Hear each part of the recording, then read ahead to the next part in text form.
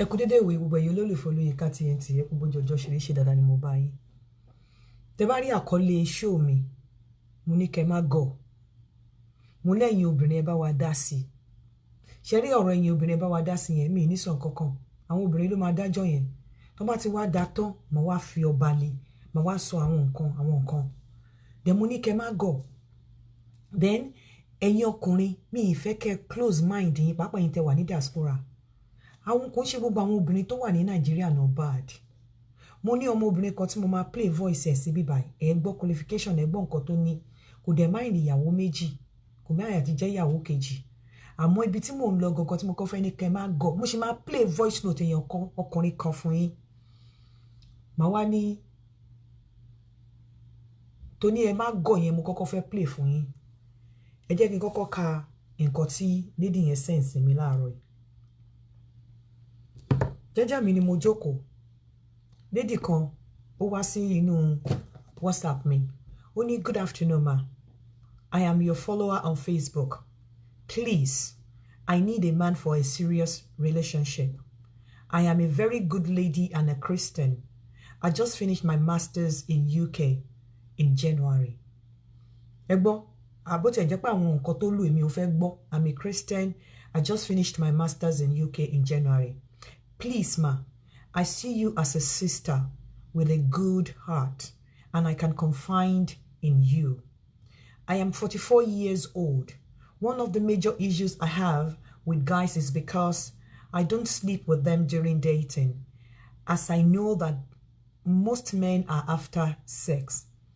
I really want to settle down and start my own family. Nígbà tí ó send kíní sí mi, mo wá pè. Ọ̀rọ̀ tèmi àti ẹ jọ sọ, màá kọ́kọ́ play ẹ̀. Tí bá ti wá play ẹ̀ dé ibì kan, màá wá gbé nǹkan gan fúnra ẹ̀, màá gbé wọlé.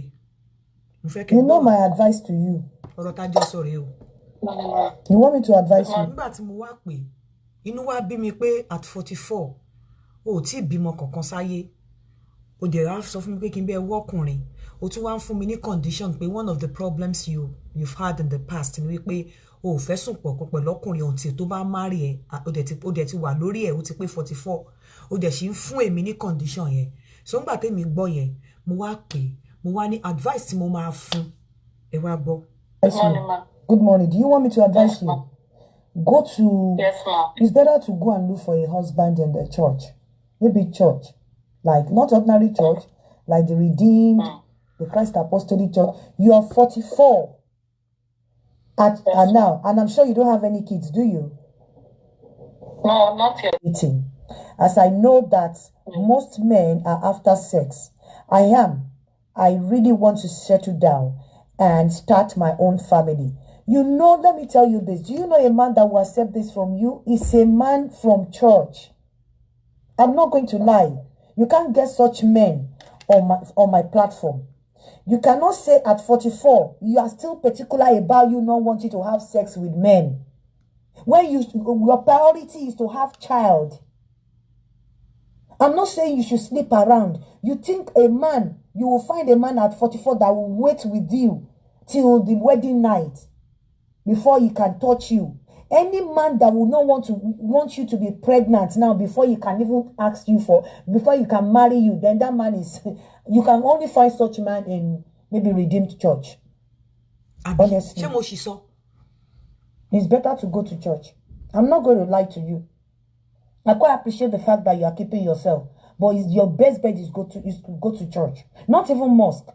Go to church, and not any church. Just go to maybe Pentecostal, like Redeemed, like Christ Apostolic. Even at that, a man that will agree to put ring in your finger without you getting pregnant first. At 44. In this time and age, is rare.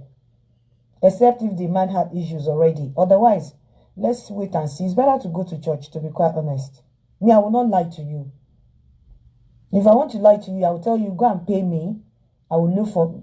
I can't get such man for you. I can't get such a man. At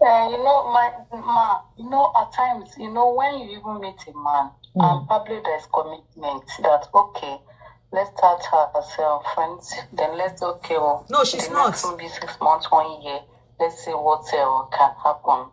After then, you know that there's commitment. So the men you have met, the men you have met in the past, were they married or maybe have their own children? Some are single, some are married with children. And the one that is married, yes, so the one that is married, I didn't know that he was going to go back to his wife. He had the wife. He had the wife. And you think a married man, somebody that had been married, would date you and will agree not to touch you until after marriage, until your married night? One, and there's no commitment. That one lives. You meet another person. So for how long have you had this your plan in your head? For how long have you been living this way? It's been a long time now. A long time. And you've been on this and you have not even tried to change your ways at 45. It's been a long time and you can see that it's not working. There's no man. If I have a brother and my brother has brought you to my house or to the house as a wife, and he tells me that you have said he cannot touch you until I will tell my brother to chase you away at 45. Yes. At 45, there's no man that will want to keep you till wedding night. That man must ensure that you can still be pregnant. That is the truth.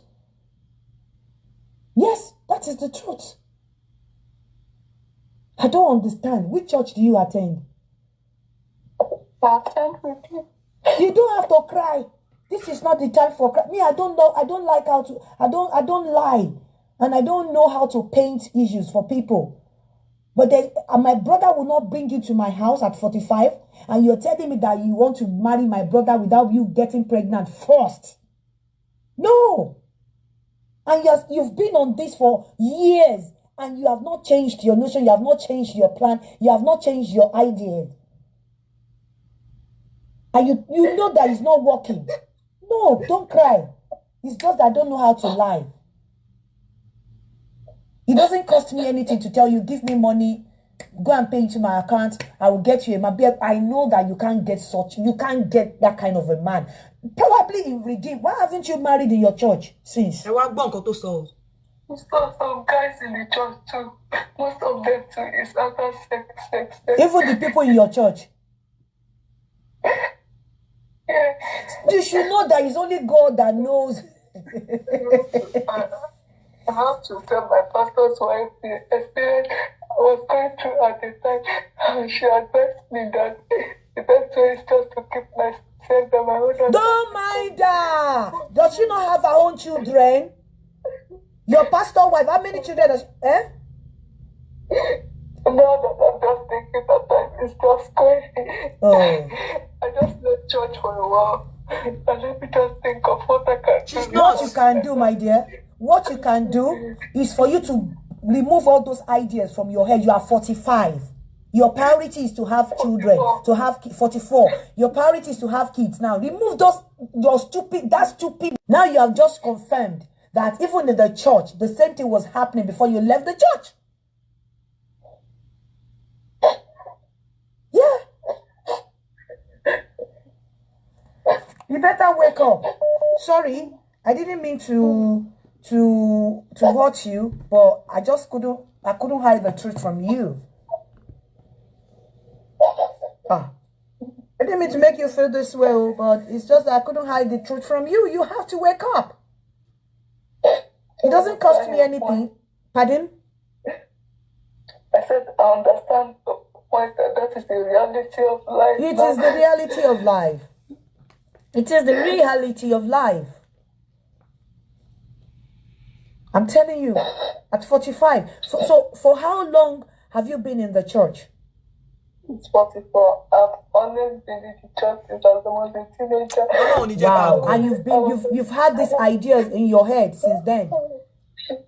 I was a worker. Oh, you're a worker. You were a worker in the church. So can I ask you this question? Are you still a virgin? Before when I was in university, I had a relationship that I thought was going to end up in marriage. Then I was still naive. I thought probably sex and love are the same thing. Our churches, our believer, our unbeliever, Very strict. Okay, now this is what I have to deal with all the my time. dear lady, you are not a virgin. So what are you hiding? Because you were told you are still a virgin in the Lord, isn't it? I'm not a virgin, but what I was avoiding is sleeping with different No, men. were you told when you were still going to church that you're still a virgin in the Lord? No. No. But you're not a virgin, and you've kept yourself till 45 without having your own child because of your when you don't have your own. Apart from a man that's gotten maybe his own children, there's no man that will take you home to her mother at 44 or 45 without you having been pregnant first. No, I wouldn't do that. And my son will not bring you home at 44 to want to marry you without you being pregnant first. It's not gonna happen. Maybe a white person or a white man, white family, not African.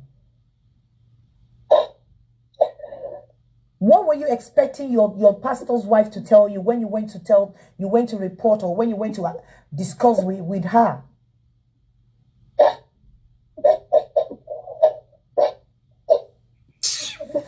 Anike Mago. Now you're crying. Pastor wife, except you are ready to a man that you want to have a relationship, you'll be ready to open your legs. If you want a man that you will not open your legs to, you go to the altar. Go to Redeem. Exactly. If you are not ready to open your legs, go to Redeemed. I need somebody that is serious. You have to go to, you cannot determine. I'm not able to tell you what somebody is serious. It's your attitude, your character. And because of this idea, the old idea you have in your head, you are likely not to meet a serious person. I'm telling you, you will not meet a serious person.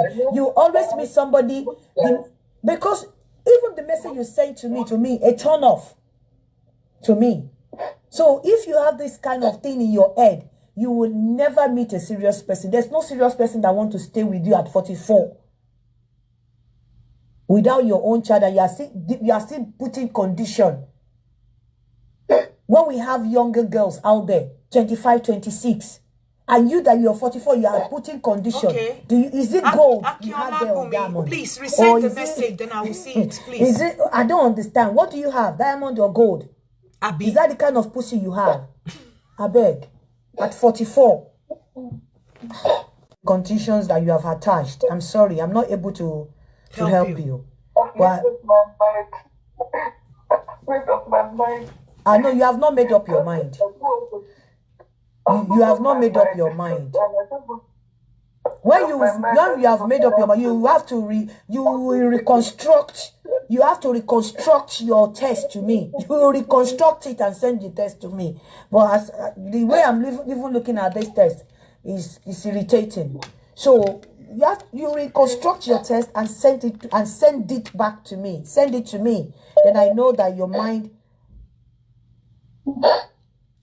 So yeah. Because I don't want to be sleeping around. It's not about sleeping around. I'm not asking you to sleep around. But this kind of condition that you are attaching, the moment you even find a good man with this condition, the man will not stay. Age is not even on your side. Forget about this stupid sermon. God is on the throne. God will make a way. You have to make a way for yourself before God can help you to clear the way. You will first of all find the way, start to clear the way, then God will assist you. And most people that come to me, they are married. I don't want to have anything with people that are married. What can you do? What can you do? That age has passed. What can you do now at 44? Do you think you don't have a choice? What can you do? If you find a single man, you better watch the single. You can find a divorcee. But do you pray as a mother for your son to still be available at 44 or at 39? So what can you do? Oh, you are hoping to get a single man. No, it can be a widower. But if you cannot find a widower, what would you do? Are you going to tell them to kill their wives? No, I'm saying is that if a man is married and is happily married, why would I want to destroy another person? My dear, you may not have a choice. Oh, you may not have a choice than to be. If you cannot find a widower, you find a divorce. If you cannot find a divorcee, maybe you can find you put in application to become a sister or to settle with or settle for like a married man. You do not have a choice in this case. If you can't find a widower, you can't find a divorcee, you rather go and make an application to become a sister, a reverend sister, or you go and adopt or whatever. I don't know. Honestly, or you have a married man. If you have money, you can decide to adopt, do surrogacy, or I don't know what else you can do. I'm just being factual here. The way it stands now, maybe you go back to church. Thank God you have opened up. You told me that even when you were in the church, something like that was happening to you. I'm telling you that I can't help you. I'm only advising you as a sister. So go and make up your mind on what you want to do and come back to me. And if you don't mind,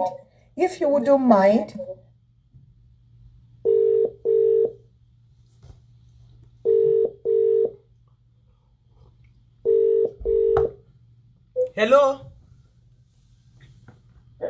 Hello? Hello, good afternoon. No, don't start to cry. I know your name is not Rebecca, but I'll give you Sister Rebecca. Or which name do you want me to give you? Sister Rebecca or Sister Christy?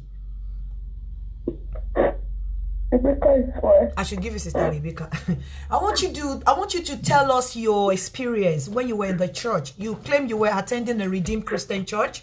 Tell us your experience when you were in the church and what really happened. How did you find yourself in this mess? Because I'll call it a mess at 44. You don't even know where you're heading to. So I've always been meeting guys, even from church. But the problem is that at the point when we start relationship, then we want sex. They might say no to sex. We are not. We can't hear you because you're crying. We want to learn. We actually want to learn from you. I want other people to learn from you, but you are crying. Just hold your breath, relax, and code mix.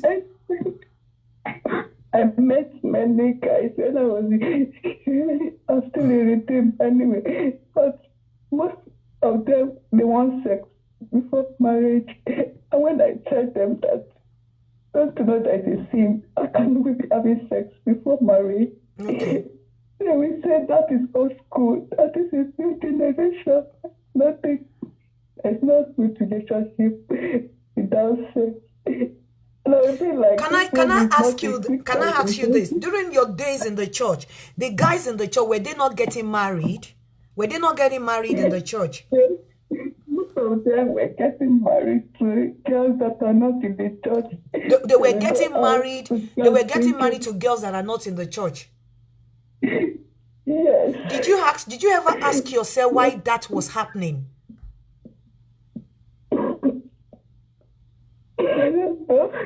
When the public, those ones were giving them what they wanted. Oh, those ones were giving them what they wanted and they were getting married to them. But you, the very, very holy ones, were not giving them, refused to give them what they wanted and they were not getting married to them. The one outside were giving them what they wanted and they were bringing them from outside to marry them in the church.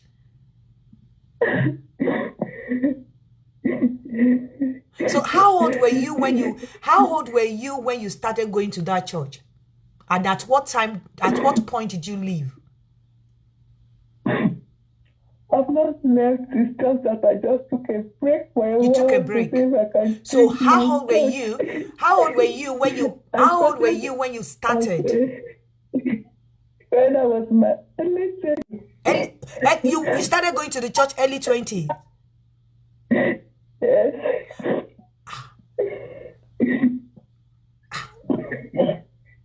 So what happened? I want you to relax and talk to us now. And please try to code switch. Code mix this thing. Let's code mix. Speak Yoruba and English together. Please.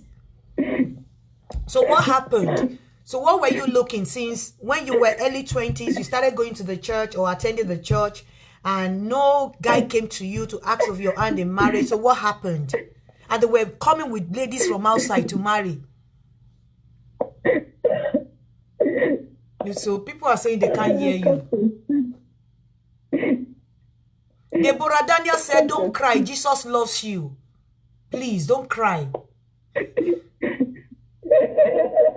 Oh, God. I'm not enjoying this show because I really want people to learn from you, but I'm not enjoying it. I would have loved people to learn from you. Meeting them. There was a time my church pastors were asking me what is happening. I know that you are good looking, and I know that you are hardworking, and I know that you are very intelligent.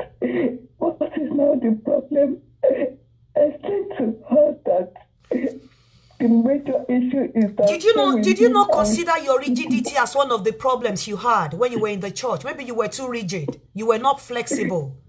It wasn't as if you were virgin when you started the church. You were already, deflowered. So were you not considering your rigidity, your unbendable policies, your uncompromisingly strict as the problems you had when you were in the church? Your uncompromisingly strict attitude. I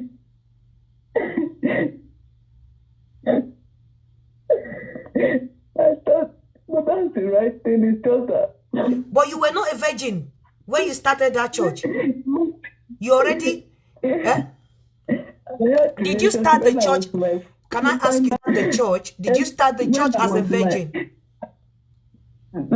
No. So in university, you were deflowered in the university. When I was in my final year in the university, I had a relationship that I thought was going to end in marriage. So then during that time we had sex. When it did not lead to marriage, I realized that love and sex. So can I ask you, you had the relationship that you thought was going to lead to marriage when you were in university, and it didn't lead to marriage, and then when you were in the university you had sex. Agreed. So since that time till you left the church, did you not sleep with any man? Since the time your university days? Yes. Since your university days till you left your church, did you not sleep with any man? You didn't sleep with any other man? All the people that I was meeting then, when they were asking for sex, I told my pastor's wife, and she told me to keep myself that it is them that have problems, that we should be praying for them for God to touch their heart to change, not that me to compromise. I was holding up on that until I realized that. So, how many relationships?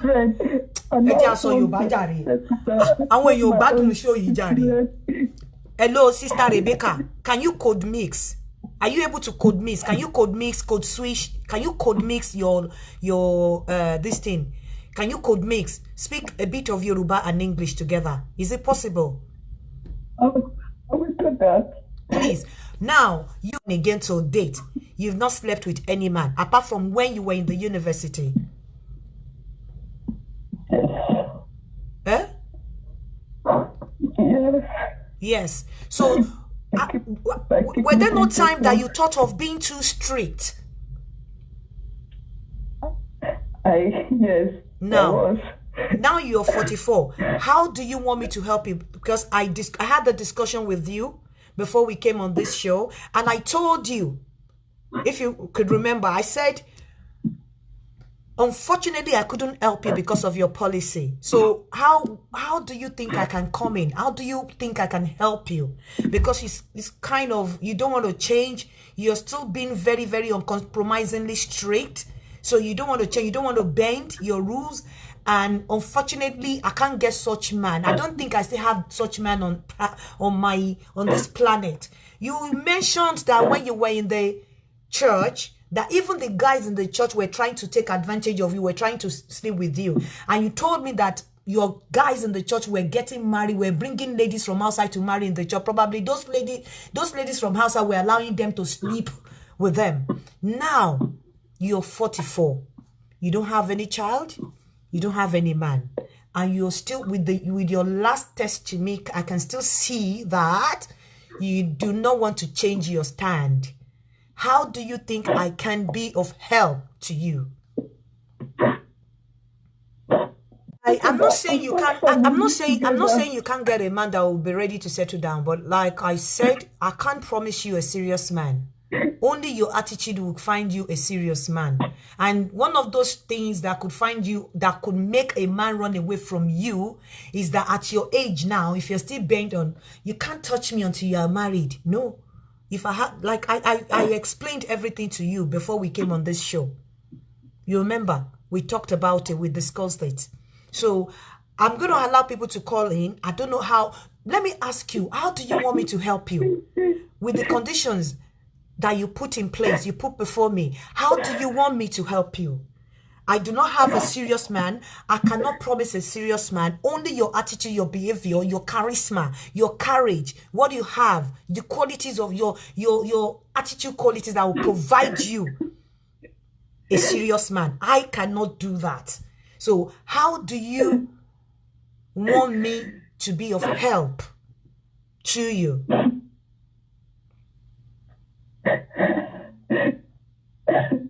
No. Ele tó ń ké yìí, èmi ò gbádùn gbogbo show lẹ́kùn ìjàre.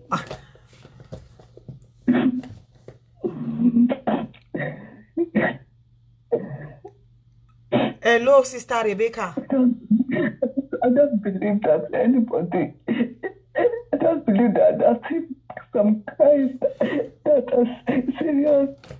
I'm not saying you couldn't get a serious man, but what I'm saying is that for you to get a man that will not touch you before marriage, you need to go back to Redeemed Church. You need to go back to probably go back to CNS Church. I do not have such men on this platform. A man that will date you without touching you before marriage, not even with your age.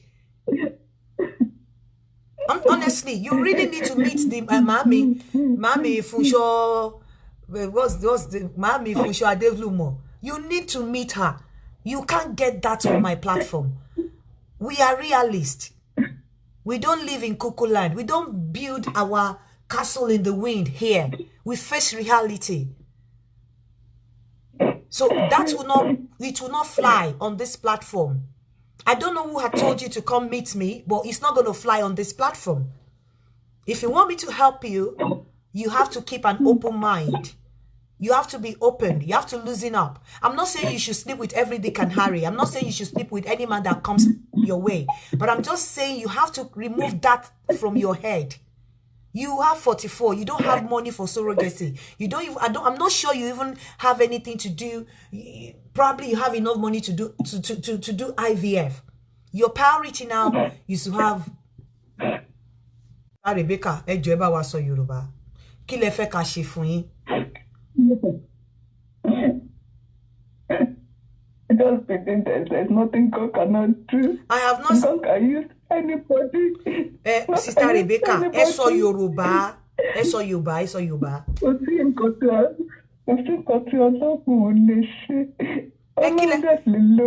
God can help you if only you help yourself. Before God can come, before God can help you, you have to start by helping yourself.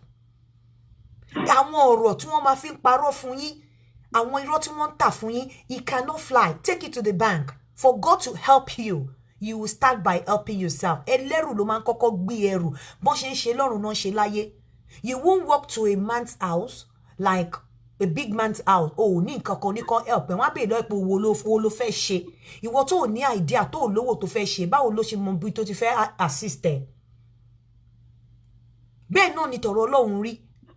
You already have this picture in your head, and the picture is that you don't want any man to touch you except the man takes you to altar to give you a ring. It's not going to fly. Such cannot fly on my platform. It can fly in the church. Go to church, go to Redeem, go to CAC, go to Faith, Apostolic Faith. But here, it's not going to fly. And you said it. Even when you were in the church, our guys to one bed, they were bringing ladies from outside, probably because those ladies allowed them. Tanti Kuro. The last time you slept with a man was when you were in the university, maybe like over 20 years ago, if you want me to believe that. And you expect a man, láti mú ẹ lọ sí ọ̀tá ńsìn, láì má yẹ bóyá cobweb sì ti wà lóbù ẹ, àbí àwọn ìṣíkínrín, àwọn gúre ti lálẹ̀ wù ń bẹ̀. Ẹ má tanra yín náà. Ọkùnrin tó bá lọ ṣe bẹ́ẹ̀ tí ò bá du ẹ náà máa forí kó skíbọ̀ ni. Kò mọ̀ bóyá gúre ti wà ń bẹ̀, bóyá ẹ̀fọ́ ti lálẹ̀ wà bí àwọn àlùbọ́sà ẹ̀fọ́ àwọn ẹ̀wà ìrẹsì ti lálẹ̀ wù ń bẹ̀. Bó ṣe sọ pé for over 20 years you have not slept with a man, and you think a man, an ordinary man outside, even the ones in the church, wọ́n ní risky burúkú ni now. Maybe ó lè fẹ́ ọkùnrin tó ti bí gbogbo ọmọ inú ẹ̀ tán, such man will not care about you. Bóyá òbí kò ní care nípa ẹ kò máa ṣọkọ àtìyàwó ni. Ọlọ́run má jẹ́ kéèyàn wá sáyé lásán. Ìyá mi, ṣé kí n pè yín padà? Mo ń ṣe show lọ́wọ́. Such man will not, kò ní gbà tóró ti bí tiẹ̀. But ọkùnrin kan tó bá fẹ́ nísìn, Sister Rebecca, the man has to really evaluate. The man must really check whether ibẹ̀ yẹn bóyá àwọn gúre ọlọ́bọ̀rọ̀, àwọn ẹ̀fọ́ ẹlẹ́gùsí, úgú, àwọn tàtàṣé dúdú àti rodo tí ìwù ń bẹ kó tó lọ tẹrí sí. But because what is sọ fún yín wípé allowing a man to touch you, even at your age, is a sin and probably anathema to your system. And I don't want to change your plan, what you already had in your head. Do you understand? So, except mo sọ pé reconstruct your test and send it to me. Then I'll take it off from there. Or maybe we should just give people a chance to call in and advise you, because I don't know what to say. You've been crying now. Gbádùn ọ̀rọ̀ tó ń sọ dáadáa. A kò mọ̀ pé ó sọ. But tó bá ní pé kó fún ẹ, kí ló máa sọ fún pastor's wife ẹ sìn? Gbàdúrà kan fún pastor's wife ẹ. Ṣé o fi pé pastor's wife ẹ wà lára àwọn tó ṣèkà fún? Ṣé ó ṣèkà fún ẹ ni àbó ṣe dáadáa fún ẹ?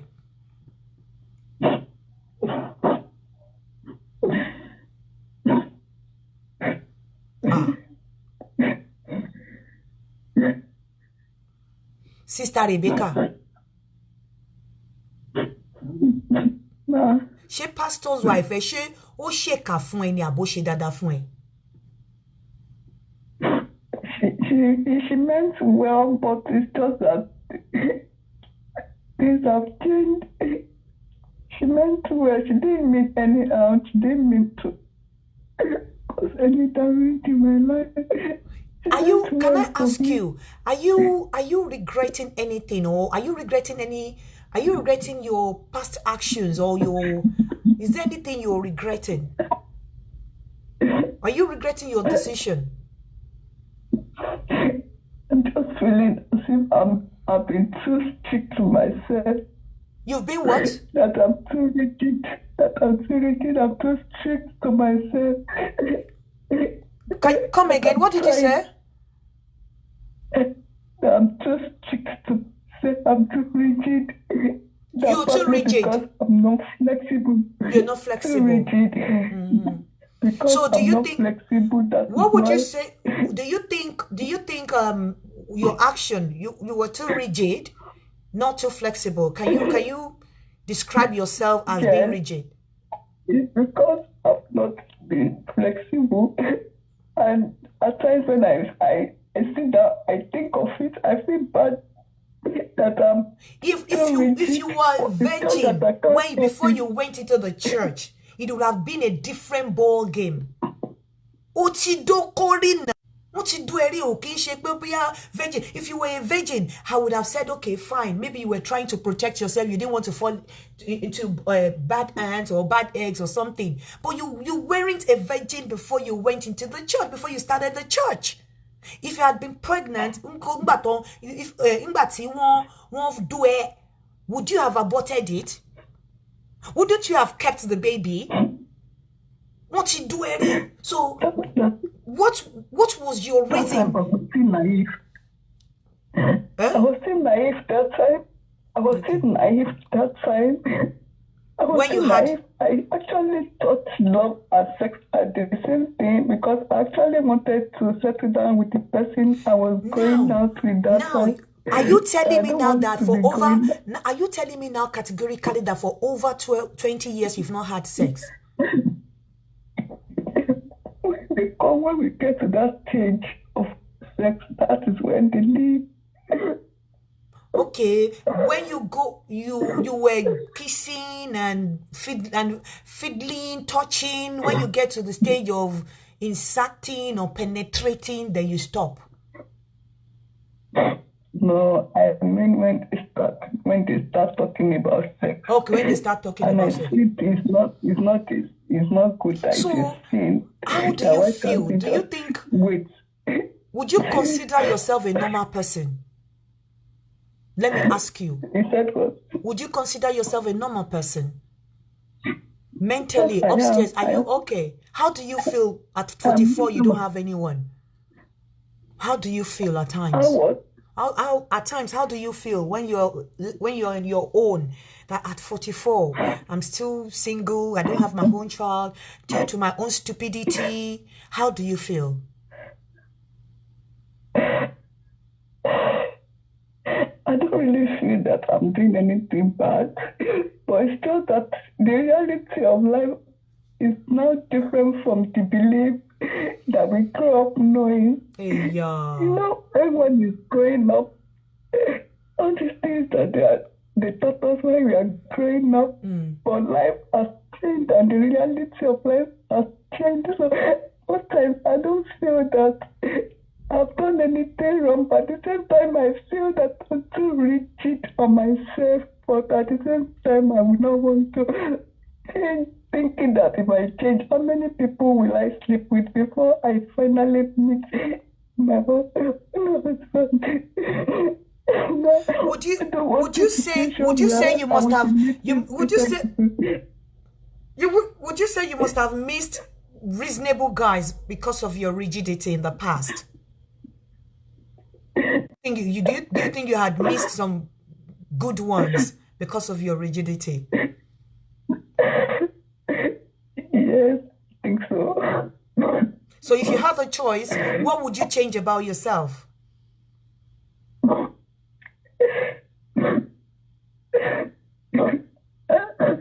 I'm confused. That is why I reached out to you. Pardon? I've been confused. That is why I reached out to you. You're confused. Yeah. Me that. Okay. Have I been able to help you? Have I been able to help you? Can I ask you? Have I been able to?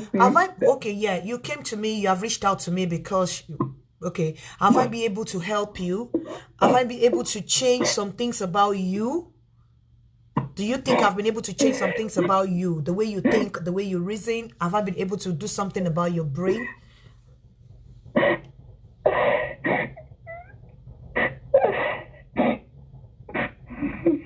Sister Rebecca? I don't know yet. Okay, what exactly do you need from me? What do you think I can do for you that will make you feel, oh, she has really helped me. I've been able to get help from her. What do you think I can do? I don't think that God could use you to connect you to somebody. I can connect you to somebody provided you don't. You see, you have to really still work. You work on yourself. I'm not saying I can't connect you to someone. Do you understand? But you really have to work on yourself and your belief, your mentality, your brain, what you already have upstairs. You have to work on it. Because I don't know whether you use me. I don't know whether your mind is fixated on any man that wants to touch me, wants to use me. Because this time and age, unfortunately, not even with your age. I'm not saying you should sleep around. I'm not saying you should sleep with any Dick and Harry or any man that comes your way. But I'm just saying you need to be flexible. You need to change your ways. You need to change your mentality. You need to change your rules. You need to be bendable. Being flexibility does not mean you'll lose. No. But when the man is coming to you and you already have this picture of don't dare, don't touch me. I know you're coming. You want to have sex with me without marriage. Maybe I'm not sure you are able to get someone that want to take you to altar with your age without sizing you up. I'm telling you the truth. And if you have a very, very fantastic attitude, you have a positive attitude towards life, towards any man you come across, I know definitely that there's no man that wants to lose a nice woman. But I can see phobia. I can see you being paranoid. Why you're being paranoid, I don't know. I don't know. This is actually the time for you to loosen up. This is actually the time for you to open up. This is actually the time for you to, be flexible. You have to remove rigidity from everything. I'm not saying you shouldn't be strict. I'm not saying you shouldn't protect yourself. I'm not saying you shouldn't cover up or just...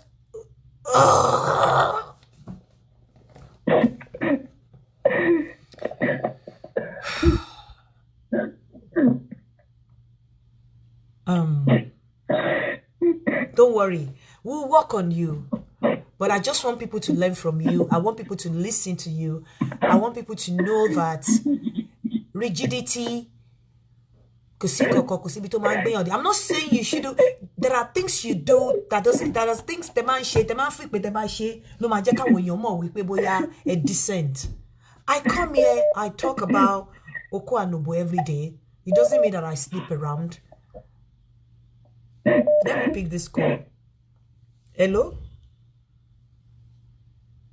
Hello?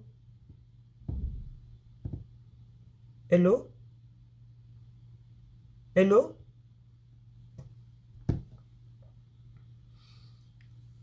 So, ẹ̀yin mi ò mọ̀ bí tẹ́ ń pè o. Ẹni tó wà ní church tí kò kìí ṣe virgin kó tó wọ church. Tí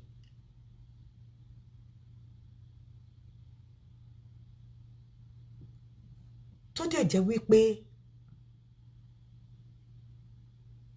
ọjọ́ tí ń kọjá lọ lórí ẹ̀. Àwọn wèrè kan sì wọ́n máa lọ ní. You have to keep yourself at 44. Ọkùnrin wo ló fẹ́ fẹ́? Ọkùnrin wo ló fẹ́ fẹ́? Tí ó dangerous gan kọkùnrin fẹ́ kó má yọ òbò ẹ̀ wò. Ọlọ́run má jẹ́ kéèyàn lọ forí jálé agbọ́n. Bó ṣe wà yẹn, wọ́n láti ọkùnrin tó bá máa fẹ́ á láti kọ́kọ́ doná. Kó wá wo súrà time tó do yẹn, bóyá àlùbáríkà ò kúrò lára ẹ̀. Kó wo súrà time tó do yẹn, bóyá nǹkan ò yí padà fún. Ọkùnrin tó bá máa fẹ́ bó ṣe wà yẹn, á kọ́kọ́ doná. Tó bá do, á wá wo spiritually wípé spiritually ṣé kìí ṣe nǹkan tí máa lọ forí jálé agbọ́n. Ọkùnrin tó bá máa do bó ṣe wà yẹn. Máa tanra yín, how can you feel bọ́kùnrin so for over 20 years in the name of church? Hello? Hello, ma. Hello, ìyá mi. Hello, ma. Ẹ káàsán, ma. Ẹ káàsán.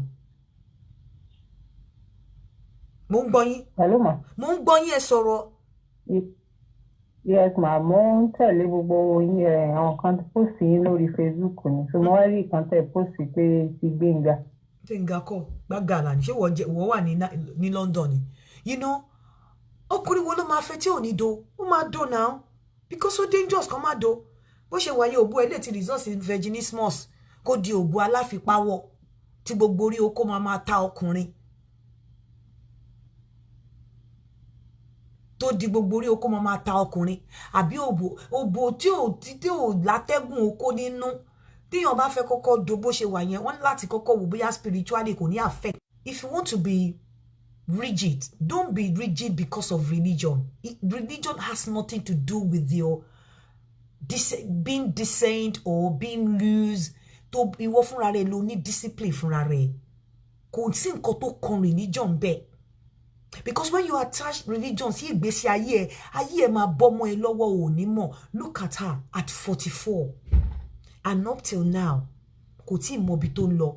And when she sent that message to me, I reached out to her immediately and I told her, I said, you know what? This message you can share for me. You go to Redeemed Church or you go to CAC to look for a man because you will never get such man on my platform. Yeah? A man had done go and the pastor's wife was advising her. Koni suru, pastor's wife, would that be a moment. Hello? Hello, Dinka. Sir? Sally Wallensin. Lipe Wallensin. Oni mo se ma ma tu. Dinka en se gidi. Kí ló dé?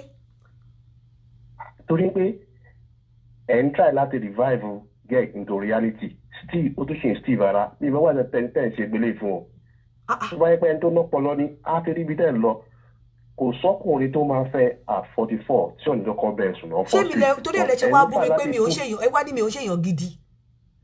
Torí enter láti put into reality but kò fẹ́ tẹ́ bá wo ó tún ṣe Steve ara. Ó fẹ́ rí pé ó ń sunkún, ó ń fẹ́ ó ń dùn. Mo rí pé ó ń sunkún bọ̀ kẹ́ yóò rẹ́dí. Ó ń dùn ó fẹ́ ẹ gbọ́dọ̀ sọ gbọ́dọ̀ máa lò mí.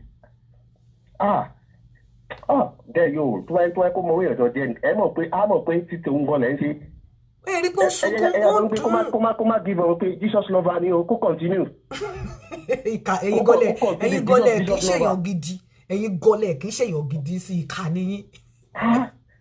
Jesus lover ni àti Yínká torí irú wọn ṣe pọ̀ bẹ́ẹ̀ rẹpẹtẹ ní Nàìjíríà ẹ̀. Gbogbo àwọn pásítọ̀ tó ń purọ́ fún wọn sì yìí gbogbo wọn relocate to Kenya wà bẹ́ẹ̀ wọn ọ̀ lọ síbẹ̀. Nairobi wà lọ Europe gbogbo wọn sáré bọ̀. Akínyẹmí Debbie ó ní you're 21. All the men tó ń wá bẹ́ẹ̀ wọ́n fẹ́ du ẹ ṣé wọ́n fẹ́ wá bẹ́ẹ̀ ṣe tẹ́ntẹ́ ni àbí fẹ́ ta lúdò. Ó yà mí lẹ́nu fún ẹkú ètò náà.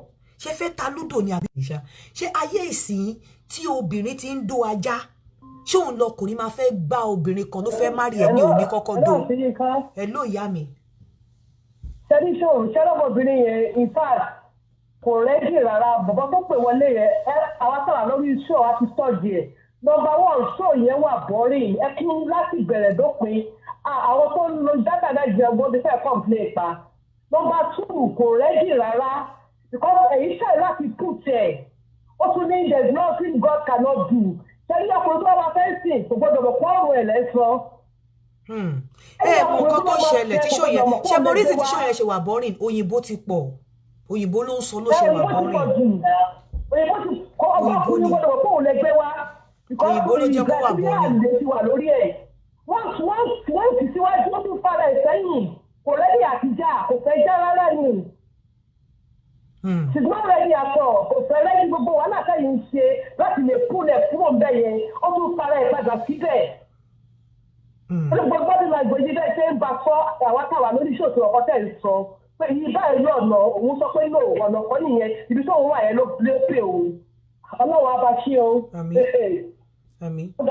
But bó ṣe sound bẹ́ẹ̀ yẹn ó ń sunkún fẹ́mi ni ó ní kémi help òun èmi mo sọ fún pé kó lọ change text to send sí mi.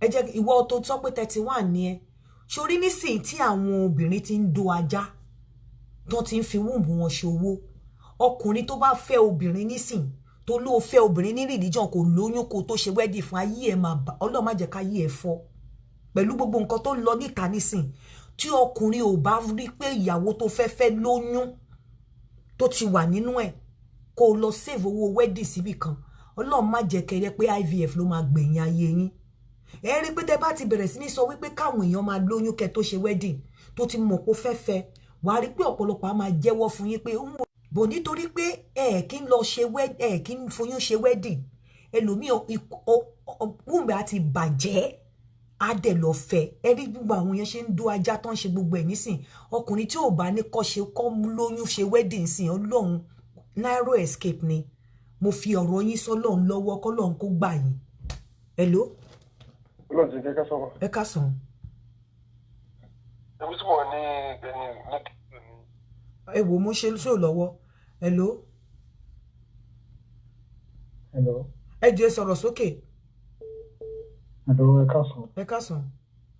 Yeah, lórí ọ̀rọ̀ tí ẹ sọ nǹkan tí mo wo program yìí, mo gbọ́ program yìí lọ́wọ́lọ́wọ́. The only thing mo fẹ́ kẹ́ ẹ bá mi ṣe ni pé ẹjọ́ nítorí lọ́dọ̀ á mọ̀ pé wọ́n mà yẹn ọjọ́ ti lọ lórí ẹ̀ number 1. Number 2 ni wípé ẹni tí bó ṣe wà yẹn kò ní di pé Ọlọ́run ó ṣe ẹni tí ó fún lóyún ló wá bẹ́yẹn. Kó má máa believe pé òun wọ́n tún wá godly person káàkiri. Ṣé wá mọ̀ bí tó wá difficult sí? One thing you guys don't understand ni wípé nígbà mi tóbìnrin ò bá dóko dáadáa tó bá tó time tó fẹ́ bímọ gan yóò ní dúró. Torí ààrẹ ti settle, ààrẹ ti wà used to wípé kò kọ̀ọ̀kan kì í wọbẹ̀ tó bá tó stage kan yóò ní dúró. Torí ṣe mọ̀ pé bí tí mo bá rántí bí 20 ọdún ó ti dóko gbẹ̀yìn.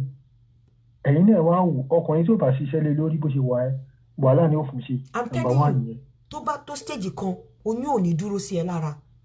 I'm not saying you should become useless, and I'm not saying you should be loose. I am just saying, or all I'm saying is, try láti má wà too rigid.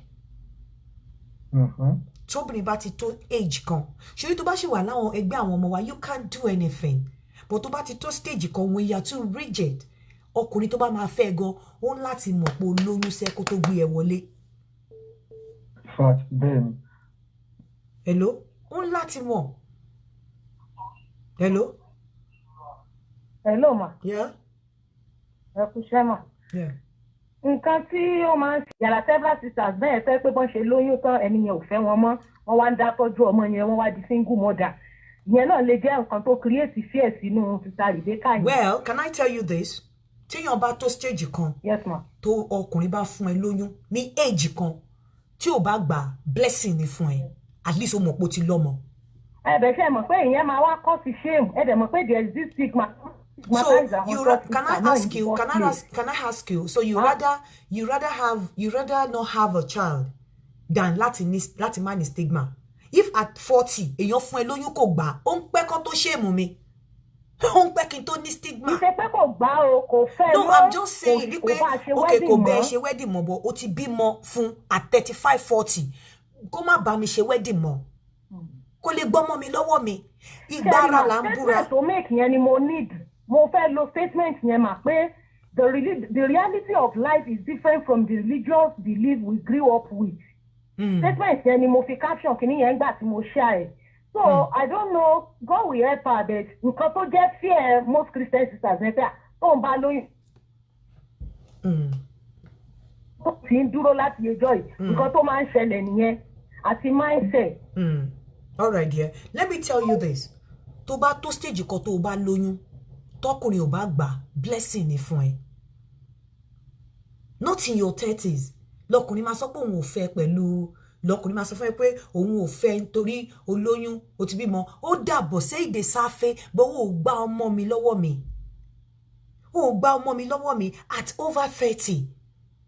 At over 30, ìgbà téèyàn lè ṣe gbogbo akọ́ṣẹ́ṣeré. See, let me tell you, there are times to be rigid and there are times to be flexible.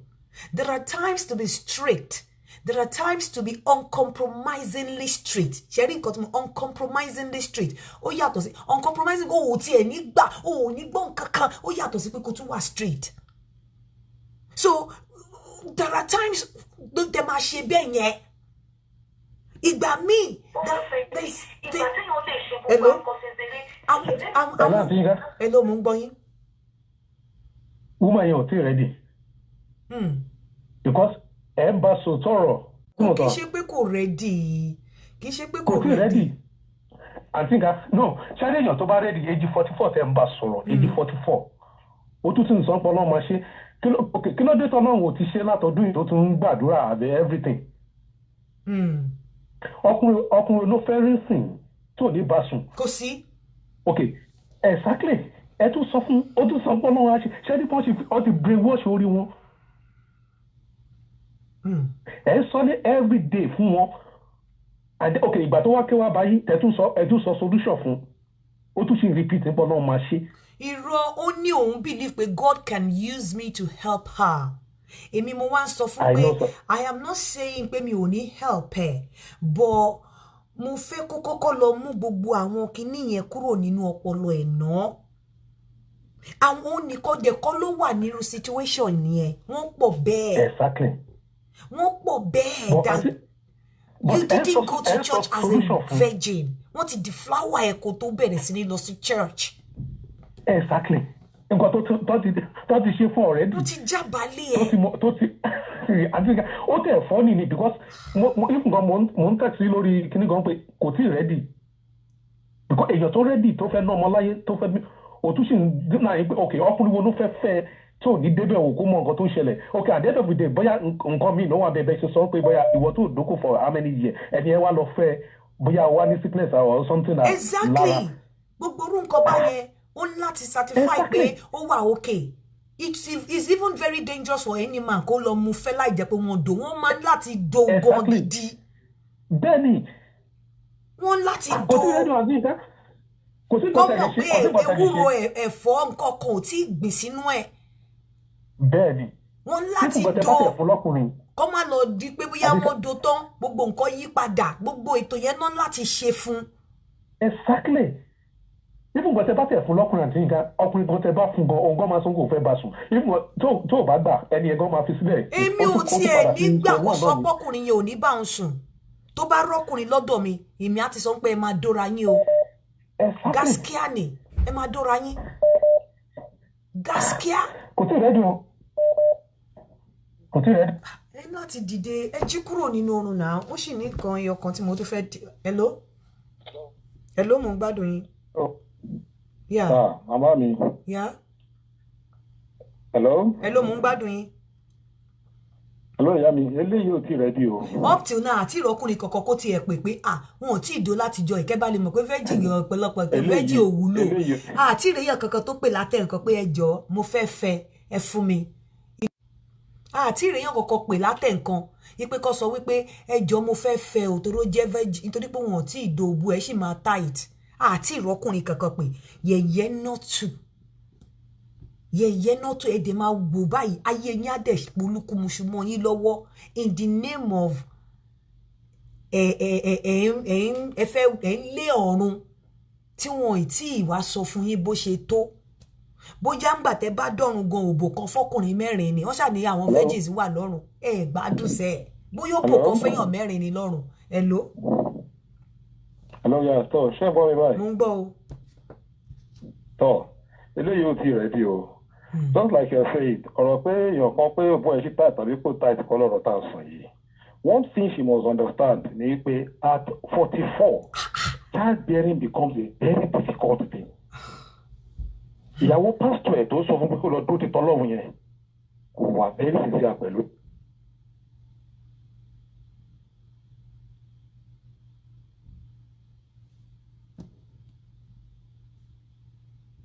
Ṣé ń gbọ́ nǹkan tí mò ń sọ fún yín? Ẹ jẹ́ kí n mú nǹkan tí mo fẹ́ káwọn obìnrin bá mi dá sí. Èmi náà máa sọ̀rọ̀ lórí eléyìí bọ̀ mo kọ́kọ́ fẹ́ kẹ́yin obìnrin kẹ́ bá mi dá sí ọ̀rọ̀ yìí pàápàá ẹ̀yin obìnrin tẹ́ wà ní diaspora.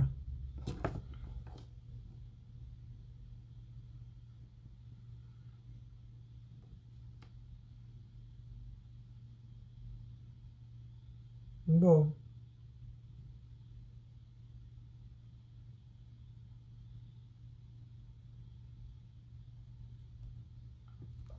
N fẹ́ kẹ́ bá mi dá sọ̀rọ̀ yìí ẹ gbọ́ voice note yìí dáadáa eléyìí ni ìkan kejì tí mo fẹ́ treat mo ti ní ẹyọ kan tí mo tún fẹ́ treat ẹ gbọ́ o. àti nǹkan kárọ̀ àti nǹkan kiri kan ni ó ń ṣe mí láti bí ẹnu ọjọ́ mélòó kan mi báyìí èmi àti girlfriend mi kí n put it that way èmi àti girlfriend mi a ní misunderstanding. Initially, no more true brother bó ṣe mọ̀. Àbí kí ni uncle ló introduce ẹ̀ sí mi. So, Nàìjíríà ló dẹ̀ wà nígbà yẹn for like 8 months kó tó wá sí ìlú yìí. èmi àti ẹ̀ ti ń déètì online láti máa ríra máa sọ̀rọ̀ ìgbà míì máa ṣe nọ́mà fún ẹmọ àsọkùnrin sóbìnrin tàdẹ̀mọ́ tí nàìjà ṣe rí àti nàìjà mo ti ń tọ́jú ẹ̀bùn ṣá let me put it that way àti nàìjà mo ti ń tọ́jú ẹ̀bùn tí tó fi débí ní December nígbà tó dẹ̀ débí ní December mi rò bí ó lò ju lọ́gẹ́jà rẹ̀ mo lo 5 days lọ́dọ̀ brọ́dà yẹn kó tó wá di pé ó wá sọ́dọ̀ mi ó dẹ̀ bẹ̀rẹ̀ sí ń gbé lọ́dọ̀ mi kò sanwó lé kò sọ ẹni tí dó àwọn tó invite ẹ wọlé wọn rí iṣẹ́ fún bọ̀ orí ibi míì ti ṣiṣẹ́ tó dẹ̀ ń gba owó tó dẹ̀ ń gbowó díẹ̀díẹ̀ gbẹ so but mo dẹ̀ sọ fún mo ní ìlú yìí èèyàn gbọ́dọ̀ rọra wọn lọ́wọ́ ní ìlú yìí ni tí èèyàn bá fẹ́ kórè oko délé tí ọkọ bá ti ràn ìyàwó lọ́wọ́ àbí tí ìyàwó bá ti ràn ọkọ lọ́wọ́ mo ní ìjà máa wà àti tètè achieve nílùú yìí mo ló máa pẹ́ díẹ̀. ẹ máa gbọ́ ọ mo fẹ́ kẹ́ gbọ́rọ̀ ìdàdà yín obìnrin mo fẹ́ kẹ́ da. so most of the time the day bá ti gbowó máa bèrè lọ́wọ́ ẹ̀ kí ló fẹ́ ìgbà míì máa ẹ̀yin obìnrin ni mo fẹ́ kẹ́ dájọ́ yìí. tó bá ti mọ̀ pé nǹkan tó necessary jù fún tó máa nídìí ni kó kọ́kọ́ ṣe oyster card ẹ̀ tó bá ti ṣe travel card ẹ̀ then ìgbà míì máa fi mo lè fi £100 àkáǹtì ẹ̀ pé gbà ìṣòlò in case tó bá jáde tó bá rí nǹkan tó fẹ́ rà so tí tó máa fi gbowó bó nǹkan tó fi kọ́ notice nínú ẹ̀ ni pé tó bá ti gbowó wọn kàn máa rí tó ń ra nǹkan tí kankan change tí ó dẹ̀ tiẹ̀ try láti rò ní pé kí ló lè ṣe sínú ilé kò sanwó lé mi gbowó lé lọ́wọ́ ẹ̀rí mi gbowó jẹ lọ́wọ́ ẹ̀rí mo Ọlọ́run sì fún wa ní oore ọ̀fẹ́ mo délé ń jọ ẹ̀ mo week mo á fẹ́ lo iyọ̀ àti ṣúgà kí n fi iyọ̀ àti ṣúgà sómi kí n mú kí n kàn lè ní strength díẹ̀ ṣé ẹ mọ̀ tó mo ṣe dé wá wọ kitchen yẹn mo á rí empty bowl tí iyọ̀ máa wà nù ẹ kò sí iyọ̀ sínú ilé báwo ló ṣẹlẹ̀ tí iyọ̀ fi lè sínú ilé ṣó lè ra ayọ̀ sílé ni gẹ́bí ṣe challenge ẹni pé ó lè ra ayọ̀ ṣé ẹ̀lò dọ́dún tayọ̀ lọ́wọ́ ní kíní ẹ̀ ti kọ́ mọ̀ mi jù tẹ́lẹ̀ yóò bá sí màmá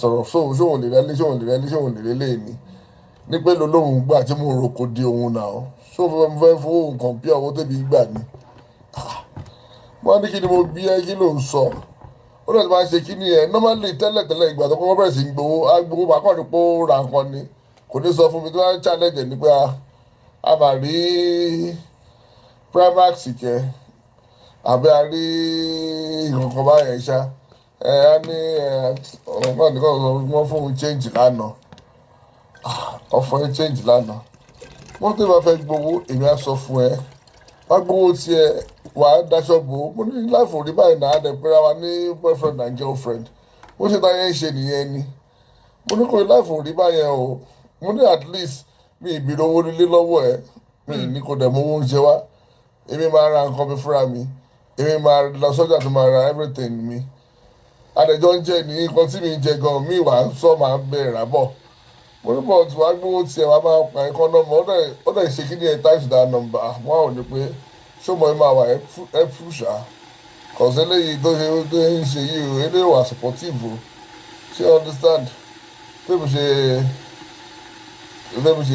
lo knowledge tèmi nìyẹn ni pé wo máa lọ dẹ̀gbẹ́ ọ̀ jẹ́ kó máa lọ ọ̀dọ̀ ọkọ ẹ̀ náà mo pọ̀ ọkọ ẹ̀ mo ṣàlàyé fún so ìgbà tó ti wá lọ ẹ̀ mo wá ẹ̀ mọ̀ ó wá feel guilty.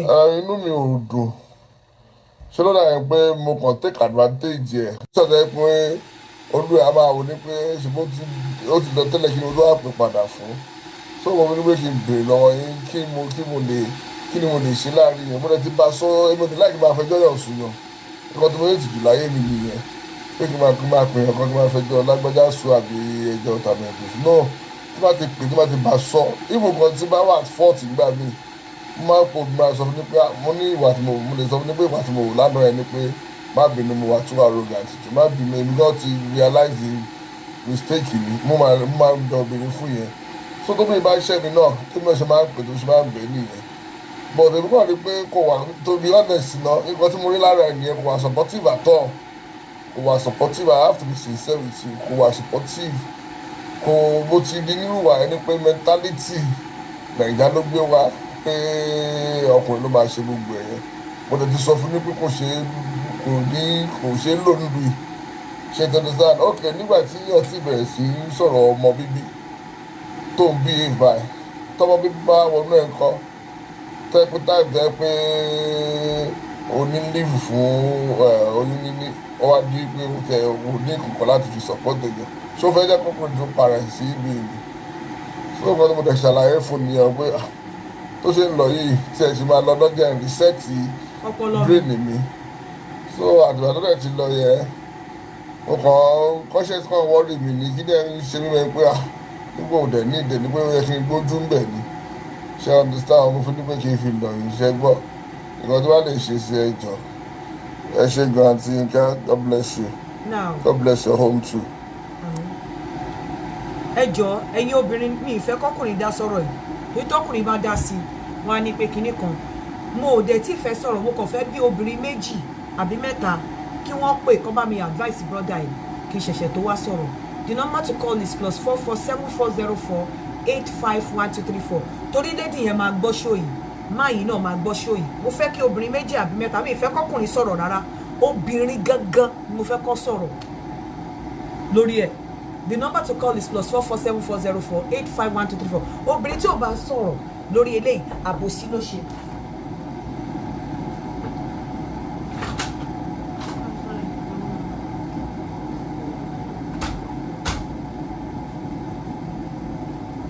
Obìnrin tí ò bá sọ̀rọ̀ àbòsí ló ṣe. So mo fẹ́ kí obìnrin sọ̀rọ̀.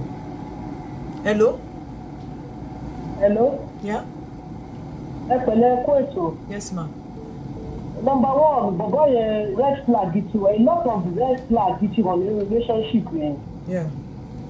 Nigerian mentality ló gbé wọlé. Bọ̀bọ̀ yẹn wà loving and caring. Ó wà loving and caring. But bèbí yẹn gbé Nigerian mentality wọlé. Nínú èbó tá a jọ wà, ìkọ́kùnrin máa ṣe gbogbo nǹkan. Red flag ti wọ relationship yẹn kí bọ̀bọ̀ yẹn jẹ́ kí èbí yẹn máa lọ. Ẹ ṣé. Ọlọ́run ni wọ́n sì bímọ fúnra wọn. Ẹ ṣé ìyá mi. Ó máa le gan tó bá bímọ fúnra wọn. Ẹ ṣé ìyá mi. Hello? Hello?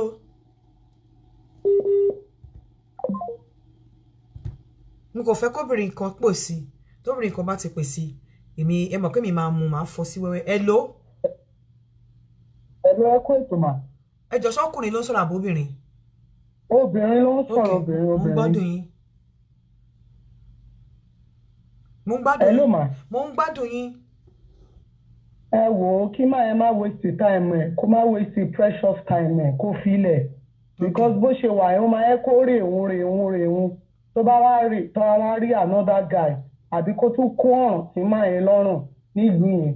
Kí máa ẹ má force ẹ̀yìn, ó force nǹkan bí yẹn ṣe wà láyé yìí. Kó má force ẹ̀, kó filẹ̀. Hello? Hello, godfather, ẹ káàsán. Ẹ káàsán ìyá mi. Me, ìmọ̀tọ́ fún yẹn bá ń gbọ́ mi, uncle, please leave that lady alone and let her go and find that kind of man. Kò ní ẹ̀tọ́jú tó bá bá ní kalẹ̀ kí sáárọ̀ ṣe pin o, ẹjọ́ jẹ́ kó máa lọ. Ẹni ṣàṣedànù, ẹni ṣe obìnrin gbé sílé. She's not the kind of woman that can live in this country. Ó wá tó máa use ni. Ẹ ṣe sir, God bless. Now, ẹ jẹ́ kẹ́mi wá sọ bí gbogbo ọkùnrin tó bá mú obìnrin wá sílùú yìí. Under no condition ni kò sọ fún pé kó má ṣiṣẹ́, bójú ó máa lọ wá nǹkan tó máa fi ṣe láti ṣiṣẹ́. Jẹ́ kó jẹ ìyà ìlú yìí náà kó rí bó ṣe ń rí. Ṣé rí ọ̀pọ̀lọpọ̀ yín lẹ ti máa wá ń ṣe, ẹ máa ń kàn land. Wọ́n land sọ́wọ́ bí tó yẹ pé ẹ máa ń fún wọn ní soft landing. Wọn ò wá kí n appreciate. Tó bá mú obìnrin bọ̀ láti Nàìjíríà, jẹ́ kó rí bí ìlú yìí ṣe rí. Má jẹ́ kó fi pé tó ṣe wà ní Nàìjíríà tó máa send owó sí i pé bẹ́ẹ̀ ni nǹkan ṣe rí. Tó bá débí jẹ́ kó fojú winá. Otherwise, because tó bá kọ́kọ́ débí tẹ́ ẹ̀ jẹ́ kí wọ́n ná owó wọn kó ṣe nǹkan kan, wọ́n á kọ́kọ́ máa send owó sílé. Wọ́n fẹ́ feel wípé àwọn ti arrive. Wọ́n á fẹ́ máa send owó sílé. Wọ́n á fẹ́ máa sáré gbogbo bó ṣe máa kọ́lé sílé. Àwọn á fẹ́ máa fún àwọn tí ò yẹ kó fún lọ. Wọ́n á fẹ́ máa ṣe bí alára. nílé bó ṣe máa ń ṣe nìyẹn ọ̀pọ̀lọpọ̀ wọn tí ò bá jẹ́ bẹ́ẹ̀ tó bá fi obìnrin sílé nílùú yìí tó bá ń gba £200 nínú £200 yẹn tí ò sanwó ilé tí kódà kó jẹ́ owó ọmọ nìkan ló ń gbà tí ò ṣiṣẹ́ tó ń gba owó ọmọ nìkan ẹ̀tọ́ obìnrin yẹn tí ọkọ ẹ̀ bá ti ń sanwó ilé tó ń ṣe àwọn nǹkan ẹ̀tọ́ ẹ̀ náà láti ní àwọn nǹkan kan tó máa ṣe tí ọkọ bá ti ń sanwó ilé ẹ̀tọ́ ẹ̀ bó jẹ́ oúnjẹ ẹ̀tọ́ ẹ̀ láti gbé oúnjẹ even kó má ṣiṣẹ́ bọ̀ kó máa gba owó ọmọ ẹ̀tọ́ ẹ̀ láti gbé oúnjẹ inú ilé nítorí pé ọmọ tó ń gba owó ẹ̀ ìwọ ní kọ́kọ́ ló bí ọmọ tó ń gba owó ẹ̀ àtọ̀ ẹnì kọ́kọ́ ló bímọ tó bá wá gba owó ọmọ tó wá jẹ́ wípé ìwọ àti bàbá ọmọ lẹ́jọ́ ń gbé tí bàbá ọmọ dẹ̀ gbóòtì ẹ̀gbọ́n tó ń ṣojúṣe ẹ̀ ẹ̀tọ́ ẹ̀ láti present owó yẹn pé owó báyìí náà fún mi lórí àwọn ọmọ ọkùnrin alálùbáríkà ò ní gbà lọ́wọ́ ẹ̀ ẹ̀tọ́ ẹ̀ láti dàyàdé because gbogbo yín bẹ ṣe máa ń ṣe ẹ máa ń ṣe wípé ọmọ mi náà sanwó fún ṣé ọmọ ẹ̀ ní ṣé orúkọ bàbá lákù bàbá ẹ̀ ló ń jẹ́ ṣé orúkọ lákù bàbá ẹ̀ ló ń jẹ́ ọmọ yín ni tí ó bá wá gbowó ọmọ tí bàbá ọmọ bá wá béèrè nínú ẹ̀ pé fún mi ní iye báyìí nínú owó tó fún ẹ ẹ̀tọ́ ẹ̀ láti fún torí ìwọ ní kọ́kọ́ ló bí ọmọ yẹn ọmọ dẹ̀nà fún lówó ẹ̀dẹ̀jọ́ ní ọmọ ni kábèrè tẹ o wà nínú ilé ọkùnrin oṣèdè látàbúrò ò sanwó ilé ò sanwó oúnjẹ ọkùnrin tó wá délé kò sí yọ̀ǹlé ẹ̀yin lẹ fà á ọ̀pọ̀lọpọ̀ yìí ẹ máa fún wọn ní soft landing tó o bá ti móbìnrin wá láti ilé jẹ́ kó ṣiṣẹ́ bó bá tiẹ̀ jẹ́ kó kọ́kọ́ ṣiṣẹ́ oṣù mẹ́ta kó mọ ibi tára ẹ̀ kù sí bá a pín bíìlì san ẹ jẹ́ kí n sọ fún yín either anybody likes it or not wàláì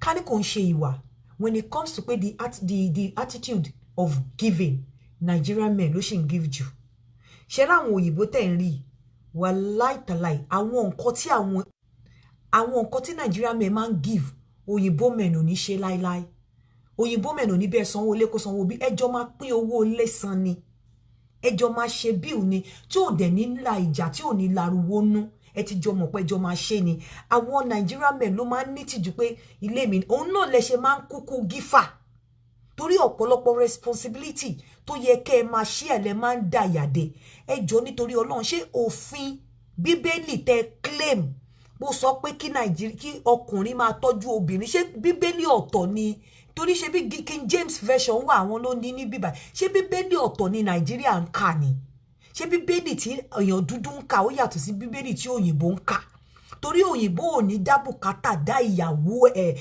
dábùkátà dá ọkọ ẹ̀ nìkan wáyé tó ṣe jẹ́ pé bíbélì tẹ́yìn ń kà ní Nàìjà bíbélì tó máa gbé gbogbo bùkátà ilé ayé sọ́kùnrin lọ́rùn lẹ́yìn ń kà ẹ̀yin dẹ̀ kọ́ lẹ kọ bíbélì bí mo ṣe sọ kò sí Tinubu nínú bíbélì kò sí àwọn kò sí Abacha nínú Quran bíbélì tẹ́ ń kà ìlú yìí ló ti ṣẹ̀wá náà ti kọ́ version King James ìlú ìṣáà ní King James wà bíbélì tẹ́ ń kà òyìnbó ò ní náwó bí àwọn búdú ṣe ń náwó òun ló ṣe dàbẹ́ ni pé tó bá lọ sí Chelsea ó níbi kan tó ń pè ní Kensington and Chelsea ó lè réyàn dúdú tó ra lé síbẹ̀ wọn ò pọ̀ mi ìròbóyán wà bẹ́ẹ̀ àwọn òyìnbó ní àwọn ilé bàǹtàbàǹtà àwọn àtìyàwó wọn collectively náà jọ máa rà á nítorí pé bùkátà ò ní pọ̀jù fún ọkùnrin débi wípé kò ní lè rí owó yọ tó máa keep láti lè save towards pé ó fẹ́ ra lé bùkátà ò ní pọ̀jù fóbìnrin débi pé kò ní lè save láti save pé òun fẹ́ ra lé bọ̀ bíbélì tẹ́yìn kà bíbélì tó máa ń kó gbogbo bùkátà ilé ayé lórí ọkùnrin tí ò ní lè rọ́wọ́ yọ tí ò ní lè ní àjẹṣẹ́kù dábàá sọ pé ká kó àwọn obìnrin tó náwó jù wàláì Nigeria men ni honestly mo fẹ́ lè sọ pé ṣàṣà ìlú ni mi ò tí ì lọ mo lè má fẹ́ ọkùnrin wọn o ṣàṣà ìlú ni mo fẹ́ lè sọ pé mi ò mọ culture wọn honestly South Africa ń bẹ̀ yẹn àwọn obìnrin wọn máa ń kú sórí Nigeria men ni especially the Igbos wọn máa ń kú sórí wọn ni tẹ bá dẹ̀ bí wọ́n máa sọ fún yín pé Nigeria men máa ń tọ́jú obìnrin wọ́n máa ń náwó òyìnbó ò ní bá wọn ò ní náwó bí wọ́n ṣe dá tó wọn ò ní náwó bí àwọn ọkùnrin Naija ṣe máa ń kódà wọn ò ní tọ́jú ọmọ báwọn ọkùnrin Naija ṣe ń tọ́jú ọmọ ní tó bá wà responsible nu wọn. Nǹkan tí ìjọba ti provide fún àwọn òyìnbó láti tọ́jú ọmọ wọn, they will make use of those, you know, provision. No man make use of anything extra to them, luxury ni. Anything tí ó bá ṣe necessity, òyìnbó máa believe pé wà wasteful. But Bíbélì yẹn tẹ́yin ń kà ní Naija, Bíbélì kí ọkùnrin kú, Bíbélì kó gbalé, kó sanwó school, kó ṣe gbogbo ẹ̀ ló máa jẹ́ kó wà responsible. Àwọn tó ṣe Bíbélì gan, wọn kì í dá gbọ́ bùkátà. Kò sóyìnbó tó ń dá gbọ́ bùkátà. Ẹ rí pé wọ́n máa múra wọn ní boyfriend girlfriend, wọ́n á jọ dáwọ́ pọ̀, wọ́n á jọ ra lé. Wọ́n á jọ máa sanwó gáàsì, wọ́n á jọ máa sanwó insurance, wọ́n á jọ máa ṣe gbogbo ẹ̀ ní. But Bíbélì àwọn ìdẹ̀kẹ̀rẹ́ tẹ́ bá wà níbi kan tẹ́ bá ní wọ́n fẹ́ kẹ́ pray, wọ́n á ní for what? Ọkọ wọn dẹ̀ ní láárí, ó ní láárí. But Bíbélì tẹ́yin ń kà, Bíbélì orí burúkú sí ọkọ yín. Bíbélì kọ́kọ́ yín kí bùkátà bá yí ẹ̀ jẹ́. Bíbélì kẹ́ bí ọmọ 6 kẹ́ máa gbowó lórí wọn, kọ́kọ́ má dẹ̀ lè béèrè pé èlò náà ń fún ẹ ní ọmọ tí ò dá bí. Bíbélì kẹ́ gbowó ọmọ, kọ́kọ́ ní mú nínú owó ọmọ tó gbà yìí o, fi róúnjẹ sílé, fi ra nǹkan fọ́mọ o, kẹ́ tún máa expect kọ́kọ́ tún máa fún yín lówó lórí ọmọ tẹ́ ń gbà. Ẹ̀yin ọkùnrin, tẹ́ ẹ bá gbọ́n ẹ lè gbọ́n mọ́. Tó bá ti gbọ́n lórí ìkànnì yìí, o lè gbọ́n mọ́. Tọ́kọ bá tíyàwó bá ti ń gbowó ọmọ, bó bá jẹ́ £100 ló ń fún tẹ́lẹ̀, sọ sí £70. Bó ṣe ń ṣe nílùú yìí nìyẹn náà. Tó bá ń gba universal credit ń bì, bówó ẹ bá ṣe ń high sí, owó tó máa fi help ẹ máa wálẹ̀ sí. Tó bá ń gba benefit, bó bá ṣe ṣiṣẹ́ tó ṣe high sí, ni benefit ẹ máa wálẹ̀ sí. So tí ìyàwó yín bá ń gbowó ọmọ tẹ́jọ bí, tó bá ń ṣe bùkátà 4 tẹ́lẹ̀, try bó ṣe máa yọ owó ọmọ yẹn nú ẹ̀ kẹjọ kó jẹ́ pé ẹ̀yin méjèèjì lẹ́jọ ní access owó ọmọ yẹn. Ẹnìkan ò gbọ́dọ̀ ní access owó ọmọ jọmọ kan lẹ́jọ́ bí ní. Ẹ ṣáà mọ̀ bó ṣe máa ń pín universal credit àti benefit síra wọn bí. Torí àìjẹ́ bẹ́ẹ̀ ẹ máa kú ni. Ẹ wá lóyìnbó ń tọ́jú obìnrin, wọn ò ṣe ní tọ́jú obìnrin wọn máa ń ràn wọ́n lọ́wọ́ ni. Àwọn obìnrin ti wá ilé lẹ máa lọ máa fowó ọmọ tẹ́ bá gbà kọ́. Òyìnbó lè gbowó ọmọ, òun ọkọ ẹ̀gán lè lọ bá withdraw owó ọmọ tó ń san fún wa. Òyìnbó lè gbowó ọmọ sínú account ọkọ ẹ̀, ó ti mọ̀ páwọn jọ máa ná ni. Àwa obìnrin wa agridi. Kò sí ọkùnrin tó náwó bí àwọn ará Naija. Kò sí. Wọ́n bá gbé yín lọ jẹ pepper soup náà àjẹdọ́yọ̀ ni.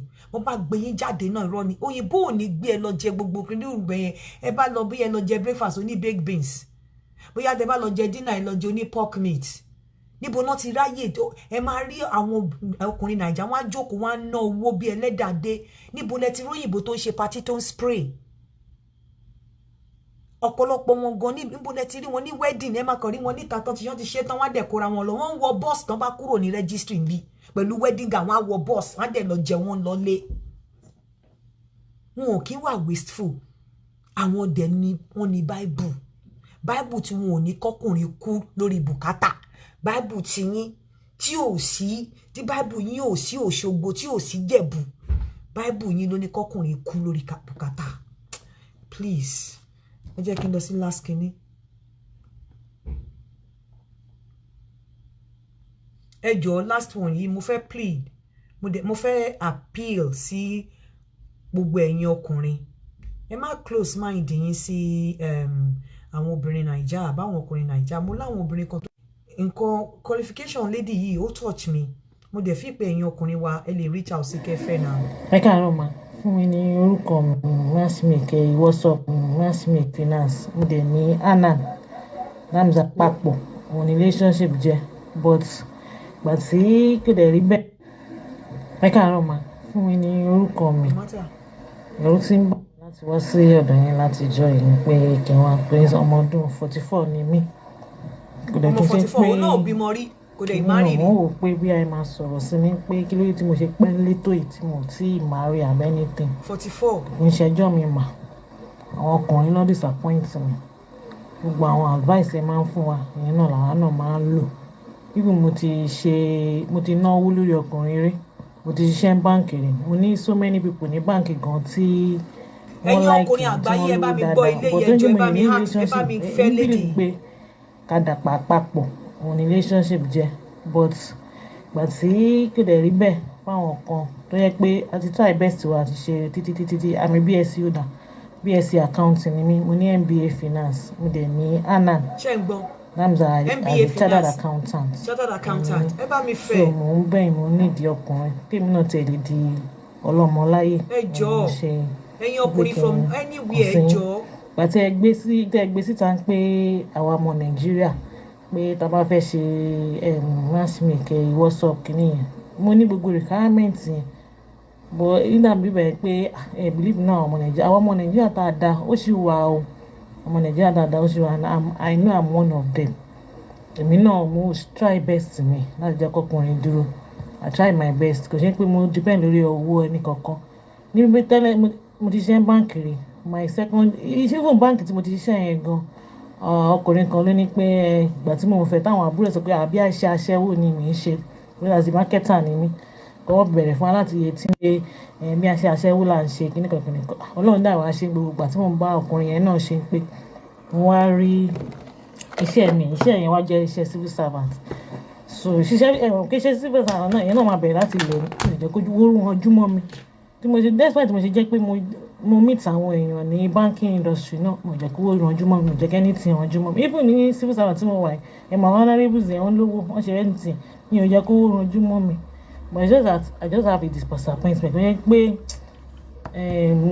as I am like this pé bí owó ọkùnrin mo fi dúró I'm the first one of our family gbàtí mo bẹ̀rẹ̀ iṣẹ́ ní banking industry ni wọ́n san 18,000 naira fún wa mo try láti bẹ̀rẹ̀ sí máa gbé family mi and I thank God today Ọlọ́run ti gbọ́ àdúrà wa dáadáa at least àwọn náà ti tajà níwájú hòtẹ́ẹ̀lì tó ti fi hàn pé bí amọ̀mọ̀ wà fún wa ṣe aṣẹ́wó tó dẹ̀ rí bẹ́ẹ̀rẹ̀ tó yẹ pé ìgbà tí èèyàn kan rí mi pé mo fẹ́ lọ sáàbù kan ó ní láti ra sim card fún mi sim card MTN ìgbà tó sọ pé mo lọ post ẹ̀ sáà tí mo sọ pé ìlú báyìí ìlú òkè báyìí lọ post mi so ní. now ẹ̀yin ọkùnrin ṣe rírọ àwọn èèyàn báyìí tẹ́ bá ń fi wọ́n sílẹ̀ wípé torí pé wọn ò sí nílùú yẹn lè fẹ́ wọn ní jẹ́ kí education wọ àwọn èèyàn mọ́ nígbà tí èèyàn bá ní MBA tó ní kinní kan tó wà chartered at 44 tí ò rọ́kọ tí àwọn ọmọ wèrè tí wọn ò rí nǹkan kan tó dẹ̀ ń propose sí wọn mi ò dẹ̀ blame wọn ìjọba àwọn gan ò get ara wọn right because ó bá jẹ́ pé gbogbo àwọn ọmọ tó ní first class ní university ibi báyìí tí mo wà mo ń sọ fún yín pé kí n tó jáde ní school ni mo ti mọ ibi tí mo ti fẹ́ ṣiṣẹ́ ibi tí mo ti lọ ṣe placement mi ibẹ̀ náà ti gbà mí dọ̀la ni mo ti mọ ibi tí mo ti fẹ́ ṣiṣẹ́ gbogbo wa tá dẹ̀ wà ní set mi gbogbo wa la ti ríṣẹ́ gbogbo wa là ń ṣiṣẹ́ pátápátá àwọn ọmọ máa ní first class àwọn ọmọ tó máa ní first class kò sí nǹkan tẹ́ fi ń encourage wọn àwọn ọmọ tó lọ ṣe fùrọ̀ tó lọ ṣe dí tó lọ ṣọmú máa fún wọn ní position mo fi pé àwọn ọmọ tó jáde university tó ní first class ó yẹ káwọn government officials wọ́n à ń bẹ̀ pé kó tó yẹ pé best 3 in about 10 universities wọ́n máa place wọn síbi tó dáa kí lẹ fi ń encourage wọn nígbà tí èèyàn 44 ọmọ 44 years tó wà chartered tí ò níṣẹ́ wọ́n ti lay off kò lọ́kọ kò bímọ báwo ni kò ṣe ní commit suicide báwo ni kò ṣe ní suicidal kìíní ideation báwo ni orí ẹ̀ ṣe fẹ́ pé báwo ni o ṣe ní wà depressed báwo ni o ṣe ní mental problem at 44 ó máa wò pé gbogbo ìwé tó ń kà yẹn ó wà wasteful scam ni òun làwọn èèyàn ṣe believe in education mọ́ so ẹ̀yin ọkùnrin tẹ́ wà in diaspora irú àwọn èèyàn báyìí wọn kì í ṣe tó lè gbà yín ẹni tó ní qualification tó mo ní bọ̀bọ̀ kan náà ká ní ọmọ mi ti jẹ́ age tó fẹ́ marry ni Ọlọ́run máa link ọmọ mi mọ́ bọ̀bọ̀ yẹn very young guy lawyer ni ó ti barrister ọmọ kékeré 34 irú àwọn èèyàn bẹ́ẹ̀ wọ́n á ṣe máa wáyàwó wọ́kọ ẹ̀yin tẹ́ wà ní diaspora dẹ̀kẹ̀rẹ́ tẹ́ ẹ̀ múwèé ìwà látọ̀hún hold on to it àti ẹlòmíì gan lówó tó máa fi gbé rẹ̀ wá it's just for you to have eléyìí ṣe already láti ṣe second wife ó fẹ́ bímọ so gbogbo ẹ̀yin tẹ́ wà ní diaspora she's a chartered accountant kò sí nǹkan tó ní kẹ́ máa fẹ́ ẹni yìí kò sí nǹkan tó ní pé ẹni property kẹ́ má ní pé kó bá yín mójútó anywhere tẹ́ bá wà kò sí nǹkan tó ní ẹni ìyàwó kan labroad ẹ lè ní a second wife sí Nàìjíríà kò disturb yín so bọ̀ yí pé kẹ́kọ̀ọ́ close eyes yín totally wípé nǹkan dídá ò lè tí obìnrin Nàìjà wá àwọn obìnrin tí nǹkan dáadáa ò lè tí wọ́n wá wọn kì í níṣẹ́ lọ́wọ́ wọ́n máa ń dúró tẹ́ bá ti pè wọ́n báyìí náà ti máa béèrè owó lọ́wọ́ yín wọ́n wà ń lu ìgan tó jẹ́ pé tẹ́ bá ti ń déètì wọn jẹ́ tẹ́ bá mú tí wọ́n máa mú yín lọ sí Nàìjíríà tó jẹ́ pé cup rice kan náà fẹ́ là tọ́lẹ̀ the moment you take them to Nigeria shop wọ́n á ra cup rice méjì wọ́n wà ń bí báyìí náà so please I'm just appealing to all men especially the ones in diaspora that you should please kò sí nǹkan tó ní kẹ́ máa ní àwọn tó bá ní good qualification good background tó dẹ̀ níṣẹ́ lọ́wọ́ tó dẹ̀ ní prospect pé tẹ́ bá mú wọn wá sí ìlú yìí wọn ò ní di nuisance wọn ò ní di liability wọn lè ṣiṣẹ́ with help yín yípẹ́ yìí níwèé ẹ lè tètè put ẹsẹ̀ wọn dé especially eléyìí tó ti dàgbà ọmọ ló máa need ọmọ á jókòó jẹ́ so please reach out to me fún lady yìí she's 44 she's a chartered accountant kò ì bímọ kò ì lọ́mọ eléyìí ò dẹ̀ kí n sọ pé òun jẹ́ virgin or anything but alámàlà bó ṣe wọ náà ló ń ṣọlá ẹ má rule out àwọn èèyàn ẹ̀yin màmá náà tí ẹ láwọn ọmọ tó ti tó marry tí ò tí ì lọ́kọ tí ò dẹ̀ rọ́kọ ní labroad àwọn young vibrant people wọ́n wà men wọ́n wà ní Nàìjíríà ìkànnì wọ́n wà lọ́wọ́ mi is a lawyer is 34 tẹ́ bá dẹ̀ rí good looking clean boy ẹ̀yin wèrè ẹ máa ní ẹ̀ ń wá ìyàwó ọkọ fọmọ yín labroad wọ́n máa padà fi gbá wọn lórí náà ni wọ́n máa tì wọ́n padà sílé yín please ẹ jọ̀ọ́ ẹ jẹ́ ká ẹ má jẹ́ ká wà rigid ẹ̀yin náà ti rí pé rigidity ó máa ń ba nǹkan jẹ́ ẹ jẹ́ ká wà be flexible ẹ jẹ́ ká wà bendable ẹ jẹ́ ká open mind wa ẹ má jẹ́ ká close mind wa ká close eyes wa pé Nigerian women from Nigeria they are bad so gbogbo wọn de there are still good ones educated ones promising ones ní Nigeria please àwa náà bad ní abroad o àgbà àwọn obìnrin abroad náà gbádùn at times wọ́n worse to Naija lọ ó là ń sọ fún yín yìí o ẹ jẹ́ kí n máa fi hello sir. Hello, TNT. Mo ń gbádùn yín sà. Mo mọ̀ orí program ló wà. Bẹ́ẹ̀ni. Now, ó kú iṣẹ́ takuntakun tí ọ̀adẹ̀ náà ń ṣe àdúrà fún rẹ̀. Yes sir. Sórí program tí mò ń gbọ́ ń sìn. Bẹ́ẹ̀ni. Orí ọ̀rọ̀ olólóbìnrin dé. Bẹ́ẹ̀ni.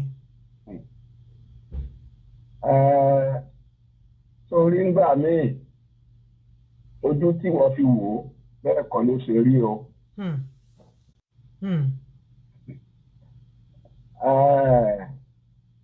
O ò lè mọ irú obìnrin tó jẹ́ o. Ìbò wọ́n lè fẹ́ sílé náà. Tó bá délùú ìtàn tó bá wá délùú ìtàn ìgbà tó bá fẹsẹ̀ múlẹ̀ inú tó mọ irú obìnrin tó jẹ́ o. Sórí tí ọba tí ì fi ẹsẹ̀ múlẹ̀ tó bá fi ẹsẹ̀ kan tó fi tiro gbogbo ntẹ́nìyẹn bá ní ó máa ṣe ilé ó máa ṣe o. Tó bá ti fi ẹsẹ̀ múlẹ̀ tó fi jókòó tọwọ́ rẹ̀ téèkù dà TNT ibi ó fojú sí ọ̀nà ní gbàbẹ̀ ló máa kí tó ti ṣẹlẹ̀ táwárí ni. Bọ̀bá mi kò ṣe dandan ni kọ́ mu wá síbí báyìí náà kò ṣe dandan ni kọ́ mu wá síbí. Wá jókòó wá jẹ́ n ṣàlàyé fún ẹ sórí tí wọn bá wá mú wá yóò wá rin ìrìn àjò sẹ́niyẹn ò fi ní mọ̀gbà tí ó mú wọ̀lú yìí. Ọ̀rọ̀ táwa bá ń sọ fún yín lórí program àti rí ọ̀tún àti rósì ẹ̀ ká tó lè pè ká tó sọ ọrú ẹ̀ ni. Kìí ṣe pé bọ́yá àárín ọ̀rọ̀ sọ ti wá àìhe ọ̀rọ̀ sọ. Bí wọ́n ṣe bó ṣe wù wọ́n lọ́kàn bẹ́ẹ̀ni ó ṣe rí lọ́kàn tiẹ̀ ìwọ́n ṣe sọ jáde yìí. Báwo ló ṣe rí lọ́kàn ẹni tí ń bọ̀ gangan? Wọ́n dẹ̀ ní inú ló jíjù wọ́n ní Tinubu ṣe dá ẹ̀jẹ̀ àṣìwò ebe nìkan ló kó mi lọ́mọ mẹ́ta lọ tí ìtì ìrìgbà àárọ̀ yìí. Ṣébí gbà tí ò tí ì fẹsẹ̀ múlẹ̀ ọmọ ń gbọ̀n tẹ̀lé mi lẹ́yìn ni. Níjọ́ kan bẹ́ẹ̀lìfù wá ní ọ̀dọ̀ mi oyún ìbejì tó ní oyún ti ga báyìí. Owó tí ì jẹ́ owó yẹn ìsàbà wọ́n ní owó yẹn 1,200. Wọ́n ní mo jẹ owó yẹn ní awáwá. Lèmi àtọ́ bẹ́ẹ̀lìfù bá jọ ń fà á. Àtẹ̀ǹtàtẹ̀ǹpọ̀ wọ́n ti pọlọ́pàá mo ní kò sí problem. Nígbà tí ìrìn kú ṣẹlẹ̀ gà. So èmi àti ọlọ́run bẹ́ẹ̀lìfù yẹn jọ fà á kó tó di pọ́pọ́lọ́pàá ní OTNT. Now tí mo fẹ́ fàyọ ẹni tí mo gbé sílé tẹ́mi ò mọ̀ pé ó lówó lọ́wọ́. Lọ́ba sáré lọ inú wọ́lẹ̀tì ẹ̀ inú báàgì ẹ̀ lọ́ba lọ kó 1,200 pé kémi ọ̀gbà kí n kó fún bẹ́ẹ̀lì mo lówó kíni so olówó lọ́wọ́ mo ní ọba lówó lọ́wọ́ bí wá tiẹ̀ ṣe gbèsè ilé mi ò gbowó lọ́wọ́ ẹ̀ láti fi sanwó àti pé èmi ò jẹ bẹ́ẹ̀lì lówó. Wọ́n ń gbọ́dọ̀ tẹ̀ bí ìgbà pọ̀ ní ẹwà amúni. So ìyẹn bẹ́ẹ̀ bẹ́ẹ̀lì sá lọ nígbà tí wọ́n àtọlọ́pàá àti bẹ́ẹ̀lì nígbà tẹ́mi ń lọ èmi kàn mo ní iṣẹ́ bá fẹ́ kó nù lé kí wọ́n sá kọ lẹ́tà gbogbo iṣẹ́ bá kó nù lé bí mo fi ṣe fi ẹ́ndẹ̀ nù lé nìyẹn bí mo fẹ́ ń gun staircase lọ àtọlọ́pàá àti bẹ́ẹ̀lì wọ́n kálukú wọ́n gbà tí wọ́n lọ ní because mi ò jẹ owó yẹn. Now ìyẹn bẹ́ẹ̀. Bàbá bọ èèyàn lè wá tìtorí yẹn there are still good ones I want to believe that. TNT they land there are still ìfẹ́ good ones. ìyẹn lọ bẹ́ẹ̀ nígbà tó bímọ ní King's College àwọn immigration yàgò ní King's College nígbà yẹn ló bí bèjì sí hospital bí n ṣe kàwé yìí òyìnbó àdègbò àdèkọ ọmọ useless àwọn immigration yẹn ń jọ yẹn o ọ ń gbà débi yí pé ó fẹ́ ilé pẹ́ǹtì mo ní ọmọ tí a bí èmi mo bí Adélékè ni mí British ni mí sóun ló lọ́mọ ní Adélékè ni ọ̀dà ẹ̀ẹ́dẹ́ máa káwọn ọmọ mi lọ ẹ máa kó wọn lọ kí ẹ máa wù yín òun kọ́ ló lọ́mọ èmi mọ́ lọ́mọ tí ẹ sì káságbé yẹn sì mọ yẹjú yẹn nígbà tí mo gbàgbé fún tán tó gbàgbé tó fi bí mò ń lọ gan nìyẹn nígbà gbàgbé tó fi gbogbo ẹsẹ̀ múlẹ̀ ìjọ tó pọlọ́pàá fún mi èmi àti ẹjọ́ ní ìbáṣepọ̀ mọ́júmọ́ ẹjọ́ tó pọlọ́pàá fún mi. Tí àwọn ọlọ́pàá tó ń sọ fún mi wípé àwọn kí ni mo kú oríire o wípé because wọ́n bá ilé ẹ sọ pé mo rẹ́pù òun tẹ́ẹ̀dẹ̀ tẹ́sí ẹ̀ tẹ́ẹ̀ nípa ẹjọ́ lájọṣepọ̀ wípé kò sọ́sẹ̀ tí mo fẹ́ fi wẹ̀. Nígbà wọn wọ́n tó ọdún bẹ́ẹ̀ yẹn ní fọdé ọlọ́pàá yẹn ti sọ fún mi èyìnbó ni kèé ṣe dúdú. Nígbà tí kéèsì yẹn máa parí ní police station ọlọ́pàá yẹn sọ fún mi wípé mi ta Adélékè ṣé mo ti gba bíìsì àwọn ọmọ mo ní mo ti ẹ̀ ti gba páàdì gba ẹ́fìsì fún un. Ó ní sọ ti níwèé mo ló ti níwèé ó ní báwọn Nàìjíríà lòdìjọ́ ṣe máa ṣe nìyẹn pé àwọn ti nírú similar case báyẹn. Ó ní sọ màmá wọ́ọ̀dì tó ń fẹ́ fún mi ó ní kéèjọ́ sórí Ọlọ́run kéèjé kọ́ rárá máa lọ ibẹ̀ bìkọ́ tí mi ọ̀bá wà sí àpò ikọ́ máa rán mi lẹ́wọ̀n. Wow. She's based in Nigeria. Tí ẹ bá ní kí wọ́n sún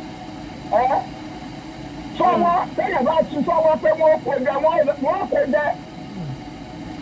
Àwọn ti rí gbogbo ẹ̀sìrẹ́ǹsì yẹn kì í ṣe pé wọ́n ń sọ fáwa.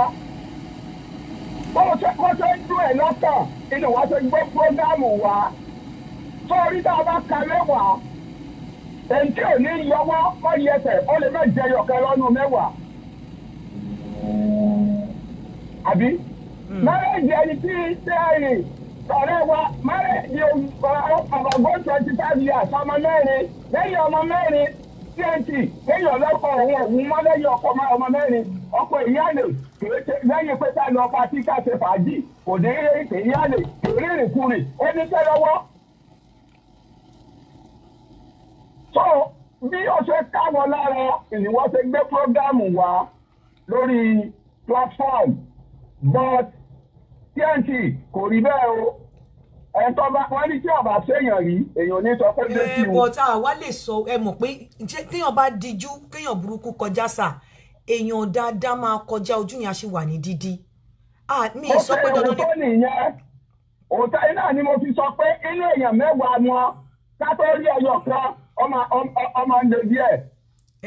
Ẹni tèmi tiẹ̀ ti wá dá sí i mo mọ̀ pé lágbára Ọlọ́run á ṣẹnu re ẹ̀kọ́ tẹ̀ bá mi fẹ́ ẹ ṣe sà. gbogbo ìtọ́ ṣe tí ó pọ̀ sí tàbí ọmọ ẹjọ́ mẹ́jọ Ọlọ́run ní jẹ́ òde jáwọ́lé. Àmì Ọlọ́run àmì so Ọlọ́run. gbogbo ìtọ́ bá ṣe ìtọ́ gbayọ̀ tó gba ìdùnnú tó gba oríire bọ̀ ìlọ́nà ó ti ìlọ́ fọwọ́ sí.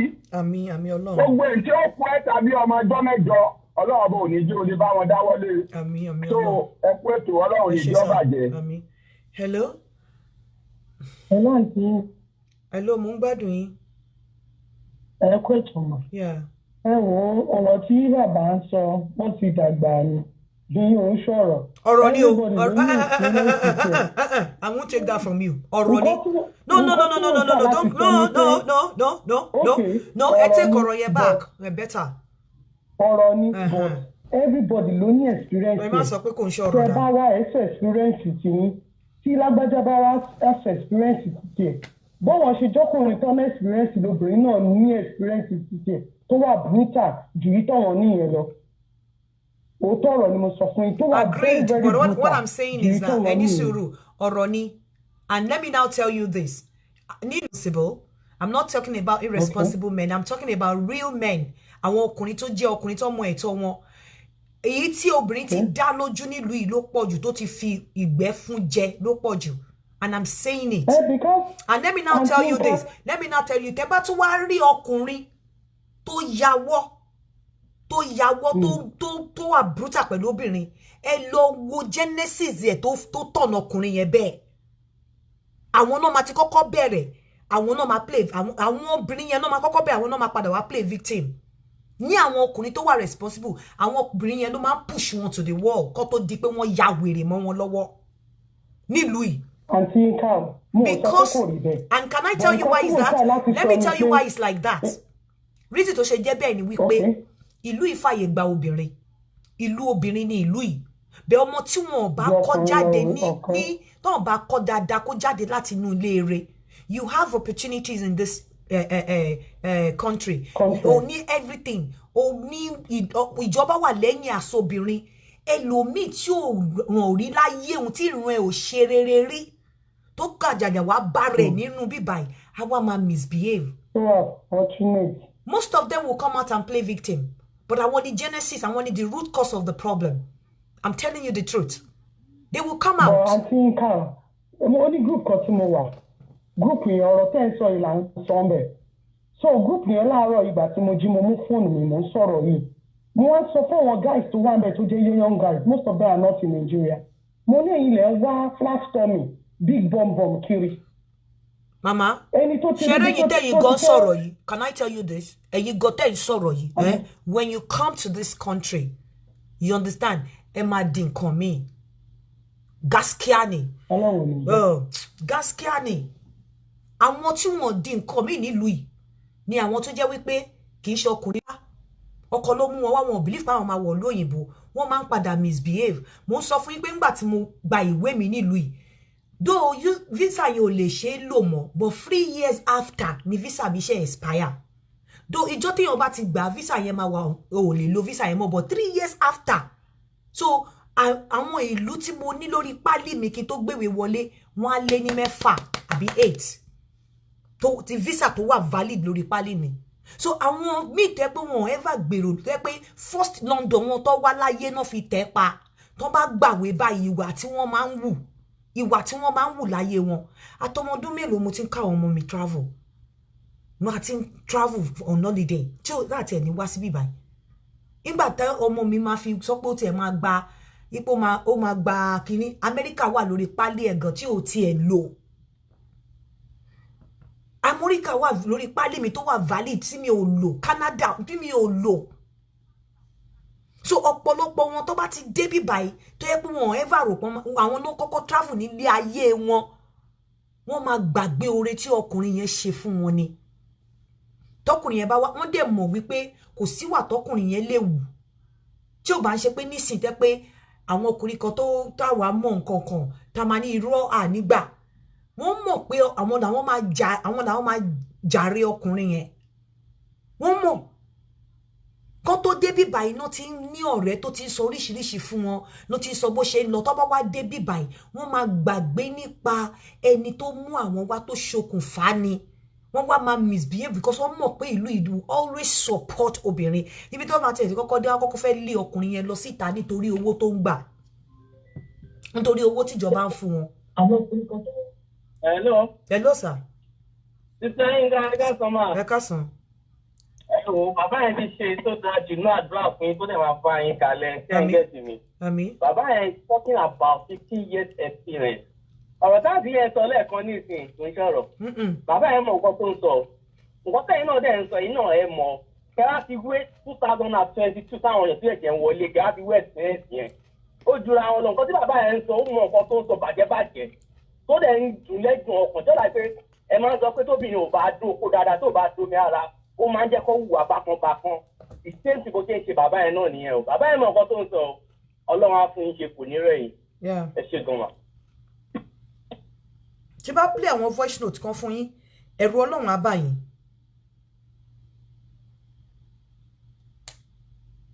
ń bọ̀.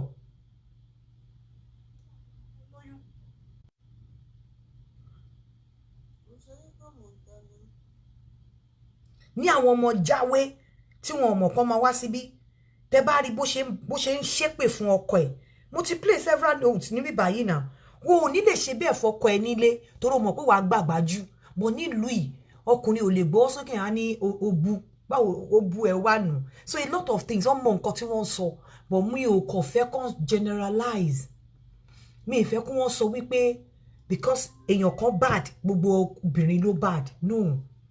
Hello àti Yinka. Hello ìyá mi. Ṣé ẹ lè pe bàbá ẹ̀ kó wá bá fún wa níbi ọ̀rọ̀ ṣé ẹ mọ̀ wọ́n kó wá fún wa ní ọ̀rọ̀ ìyànjú.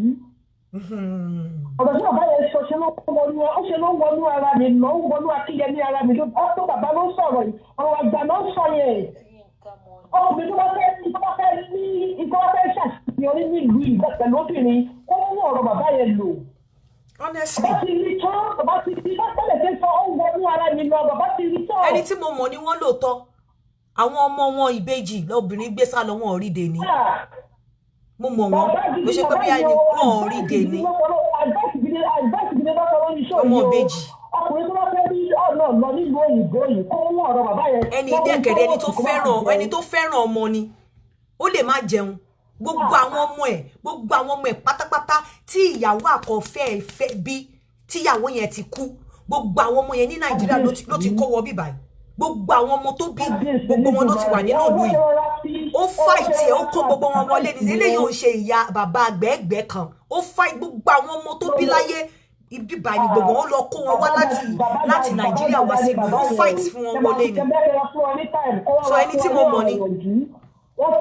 Wọ́n ti rí tọ́ ọ̀kan tó bá sọ ẹ̀ gbọ́dọ̀ make use of it. Kí mọ̀ wọ̀ wà táwọn obìnrin máa ń wọ̀. Make use of it. Kí mọ̀ wà táwọn obìnrin máa ń wọ̀. Ẹ fún wọn lọ rẹ̀ ni wọn o. Mo really appreciate gbogbo advice to give o. Ẹ ṣé ìyá mi. So wọn kì í ṣe ẹni tí wọn mọ nǹkan tí wọ́n ń sọ. But ju gbogbo ẹ̀ náà lọ. Ẹ̀yin ọkùnrin tẹ́ wà ní diaspora. Èmi ò ní fi yín lẹ̀ tẹ́ bá mú èèyàn lọ́dọ̀ mi. Mo máa wà lẹ́yìn yín gbákúngbákú ni bó jẹ́ a máa fi Ṣàngó ẹ mọ̀ pé mi wọ́n fi Jésù búra lọ́dọ̀ mi aláàánú ni Jésù ò burú Ọlọ́run ò burú Ṣàngó olúkòso akọkọ aya hello.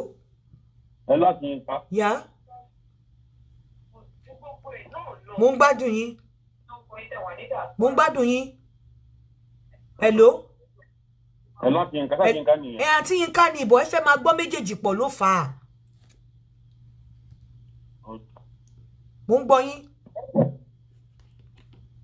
ẹ jọ ọ̀rọ̀ tí bàbá yẹn sọ ó lè mi àtọ̀rẹ́ mi ọ̀rẹ́ mi mú mi lójú nígbà tó gbọ́rọ̀ yẹn. To be honest with you. àwọn obìnrin gbogbo obìnrin generally tọ́lọ́ ń dá ni o ìgbà tó wọn bá ti tẹ̀kù dà lèèyàn máa ń wò wọn bí obìnrin ó ní nǹkan tí mi náà gbé sílé. She is 36 now. Ìgbà tí màá kẹ́ ẹ pàdé apàdé bóyá bí last 2 years ó wà ní 34 gbà yẹn. ó máa ṣe bí èèyàn gidi dáná gbogbo nǹkan tó kì í kọ́ ó máa dáná máa ṣe gbogbo ẹ̀. Bára tó bímọ tán báyìí ó máa fún òun lè ra àmàlà òun làpá wọn fi dáná oúnjẹ kò lè ṣe wéèdù mi mò ń ṣe wéèdù mo ṣe gbogbo ẹ̀ owó ilé owó oúnjẹ kò sí kankan adẹ̀jọ́ wà náà lù yìí. Mi ì fẹ́ sọ̀rọ̀ púpọ̀ lórí online bọ́ ọ̀rọ̀ sábà yẹn sọ ọ̀rọ̀ gidi ni èyí bọ́ ilé ìyàtọ̀ kọ́ pé wọlé pé ọ̀rọ̀ yìí ò fi sọ̀rọ̀ gidi ìyá yẹn bọ́yá sí pé Nàìjíríà kan wà ìjẹ́ kí wọ́n bá àwọn èèyàn tí ń ṣe ń yọ̀ kí wọ́n mú oúnjẹ kí wọ́n sọ báyẹn. Gbogbo àwọn young girls táwọn tán wà nígbà gbogbo abẹ́sẹ̀ dé àwọn wàrà dáadáa kan wù nìyẹn o. Ẹ kú iṣẹ́ o Ọlọ́run máa fún yín ṣe o àdúpẹ́ o. Ẹ jọ ṣe rí ẹ bá wa pẹ̀lú ẹ̀ náà àwọn obìnrin irú àwọn obìnrin yẹn kó ṣe dandan ni kẹ́ mú wọn wá síbí ẹ lè fẹ́ wọn sílé kó máa ṣàbíamọ kó ṣe dandan ni kẹ́ fẹ́ wọn wá síbí kò ń ṣe dandan èmi ò tiẹ̀ ní encourage ọkùnrin kankan ní ìta wí torí àwọn obìnrin kan wọ́n ya obìnrin tó bá lè fúnra rẹ̀ obìnrin tó bá ti lè fúnra rẹ̀ wá síbí báyìí tó lè gbé rẹ̀ wá síbí mo ò fi pé nǹkan máa jọ lójú àwọn ọmọ ojú àìrò lárí tó ń sọ ọmọ wọn lọ tó ń sọ kíní wọn di ọlá níní ọ̀nà àwọn náà ní nǹkan máa ń jọ lójú bẹ́ẹ̀ yẹn bọ́ ẹ bá wa fẹ́ wọn ẹ fẹ́ wọn nítorí Ọlọ́run ẹ fẹ́ wọn ẹ lọ ẹ máa look sexy nínú picture ìkẹ́ kí ló dé èwo lẹ pọ́n yìí ìyá yìí. Hello?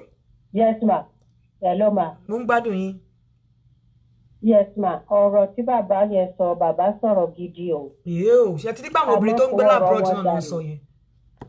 And gbogbo ohun tí wọ́n sọ ó ní èmi mọ̀ nípa ni mo dẹ̀ lẹ́ experience I have been in the country ní ibi tí mo wà yìí for 37 years. Wow. Gbogbo oríṣiríṣi experience lèmi náà rí o. Mo dẹ̀ lèmi náà ní. Àti tọkùnrin ni àti tóbìnrin ni. Ọ̀rọ̀ ni bàbá sọ o. Bàbá ojú bàbá rí o. Ojú tèmi náà dẹ̀ rí. Bàbá mọ tó ń sọ o. Ẹ mọ̀ kó ọ̀rọ̀ wọn dànù o. Ẹni tó kàn sọ̀rọ̀ sí wọn anyhow pé wọn àmọ́ tó ń sọ yẹn ìyẹn ò dáa o. Ẹ mọ̀ pé mo ti fún wọn ti withdraw ẹ̀.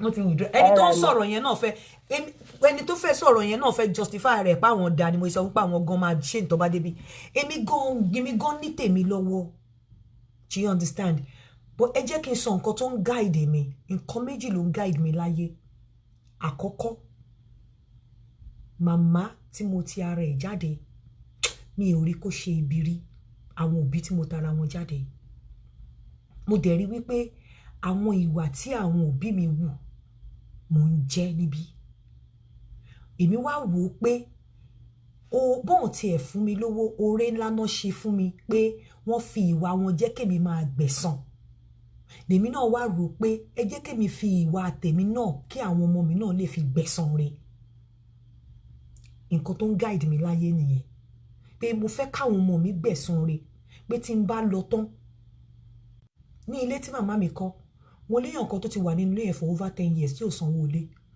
tí ìyá mi bá ra já ní títì a ní kò ní rọrùn kó máa bọ̀ nílé bó bá rẹran ní títì a ní kò ní lọ́kàn mo sì pé bọ̀dá yẹn lé ní ẹ lè máa continue láti gbélé kẹ má sanwó ẹ má kúrò ń bẹ mo tún ti ṣe tán ẹ̀mí mi tún ní ṣe bí mi kan mọ̀ kọ́ ṣe bí màmá mi ló kọ́ ẹ̀mí mi tún pè mí padà wálé tó bá jẹ́ pé mi ò bímọ bóyá wà míì ni mi ò bá wù tó bá jẹ́ pé mi ò rí àánú gbà bóyá wà míì ni mi ò bá wù bọ́ mo mọ̀ wípé kì í ṣe èmi náà ni mo dá tó yẹn pẹ̀lú àánú tí mo rí gbà mo believe pé àwọn parent mi ni honestly mo believe pé àwọn parent mi ni so mo wá fẹ́ èmi náà fẹ́ wá máa fi ìwà mi merit or nǹkan tó dáa fún àwọn ọmọ mi torí wípé ìwà òbí mi pave way fún mi ní parọ́ fún yín kì í ṣe pé bí a mo bẹ́tà obìnrin mi o kì í ṣe pé èmi náà burú o ṣe mọ̀ pé mi ò ever wà lọ́dọ̀ yín as saint èmi náà burú mo ní tèmi lọ́wọ́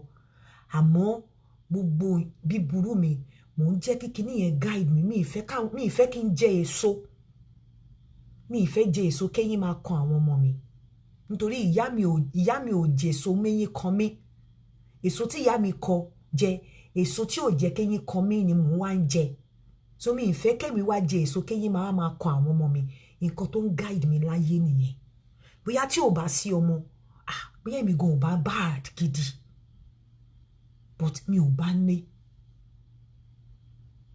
ní màmá mi ti dájú when it comes to ọ̀rọ̀ èèyàn èmi ò tún wá fẹ́ mi tún fẹ́ rí bẹ́ẹ̀ àwọn yẹn ti bọ́ sí nǹkan mi ìfẹ́ rí bẹ́ẹ̀ bàbá mi á inconvenient àwọn èèyàn nítorí ìtàn àwọn ọmọ ẹ̀ nítorí àwọn èèyàn ọmọ ẹ̀ lè sùn takó ní kọ́mọ ọlọ́mọ sunú ilé that's my mom for you àwọn tó bá mọ̀ dáadáa mo mọ̀ pé wọ́n mọ̀ nǹkan tí mo ìyá mi àtúnfẹ́ máa sẹ́yìn láìvẹ̀ á fẹ́ kó máa hùwà bíi tòun ní mi ò hùwà yín so ẹ jọ nítorí Ọlọ́run mo mọ̀ pé àwọn èèyàn ní experience tí ò dáa but ẹ má jẹ́ ká ti díjú fún everybody ẹ lè fẹ́ wọn sílé ẹ má jẹ́ kó wọn máa regret pé àwọn lọ sí school àwọn tiraka láti jẹ́ èèyàn láyé because àwọn ọkùnrin Naija ní ní pé wọn ò dá o but Ọlọ́run kó ṣàánú wa ni so ẹ jẹ́ kí n máa fi ìsìn ṣe àlọ́ ẹ má gbàgbé o ilẹ̀ Danabit promo ṣì ń lọ lọ́wọ́ ẹ pé Danabit o gbogbo ẹ̀yin tẹ́lẹ̀ tí lọ gbalẹ̀ yín lé ní ẹ padà wá pé wá bá mi pẹ́ tí lọ gbalẹ̀ yín o ẹ̀yin tó kù tẹ́ ì tí ì lọ gbalẹ̀ yín ẹ lọ gbalẹ̀ yín fún ṣẹ wá rí àwọn nǹkan tí mò ń post sórí page mi àwọn fún matchmaking yẹn tí list mi group mi ti kún so mo wá wò pé jẹ́ kí n bóyá àwọn èèyàn kan wà níta tí wọ́n need àwọn èèyàn ni mo ṣe ń post ẹ̀ síta so mi kò dẹ̀ sí àwọn tó wà bẹ́ẹ̀ tí mo post yẹn wọn ò fẹ́ Naija ẹni tó bá fẹ́ Naija máa sọ máa jẹ́ kẹ́ mọ̀ so ẹ̀yin Naija ẹ má wulẹ̀ máa pè bẹ́ẹ̀ ṣe ń pè tẹ́ ń pè ní 6 a.m. yẹn kò dá bẹ́ẹ̀ kò dá tó so ẹni tó bá need anybody tẹ́ rí lórí page mi you can come.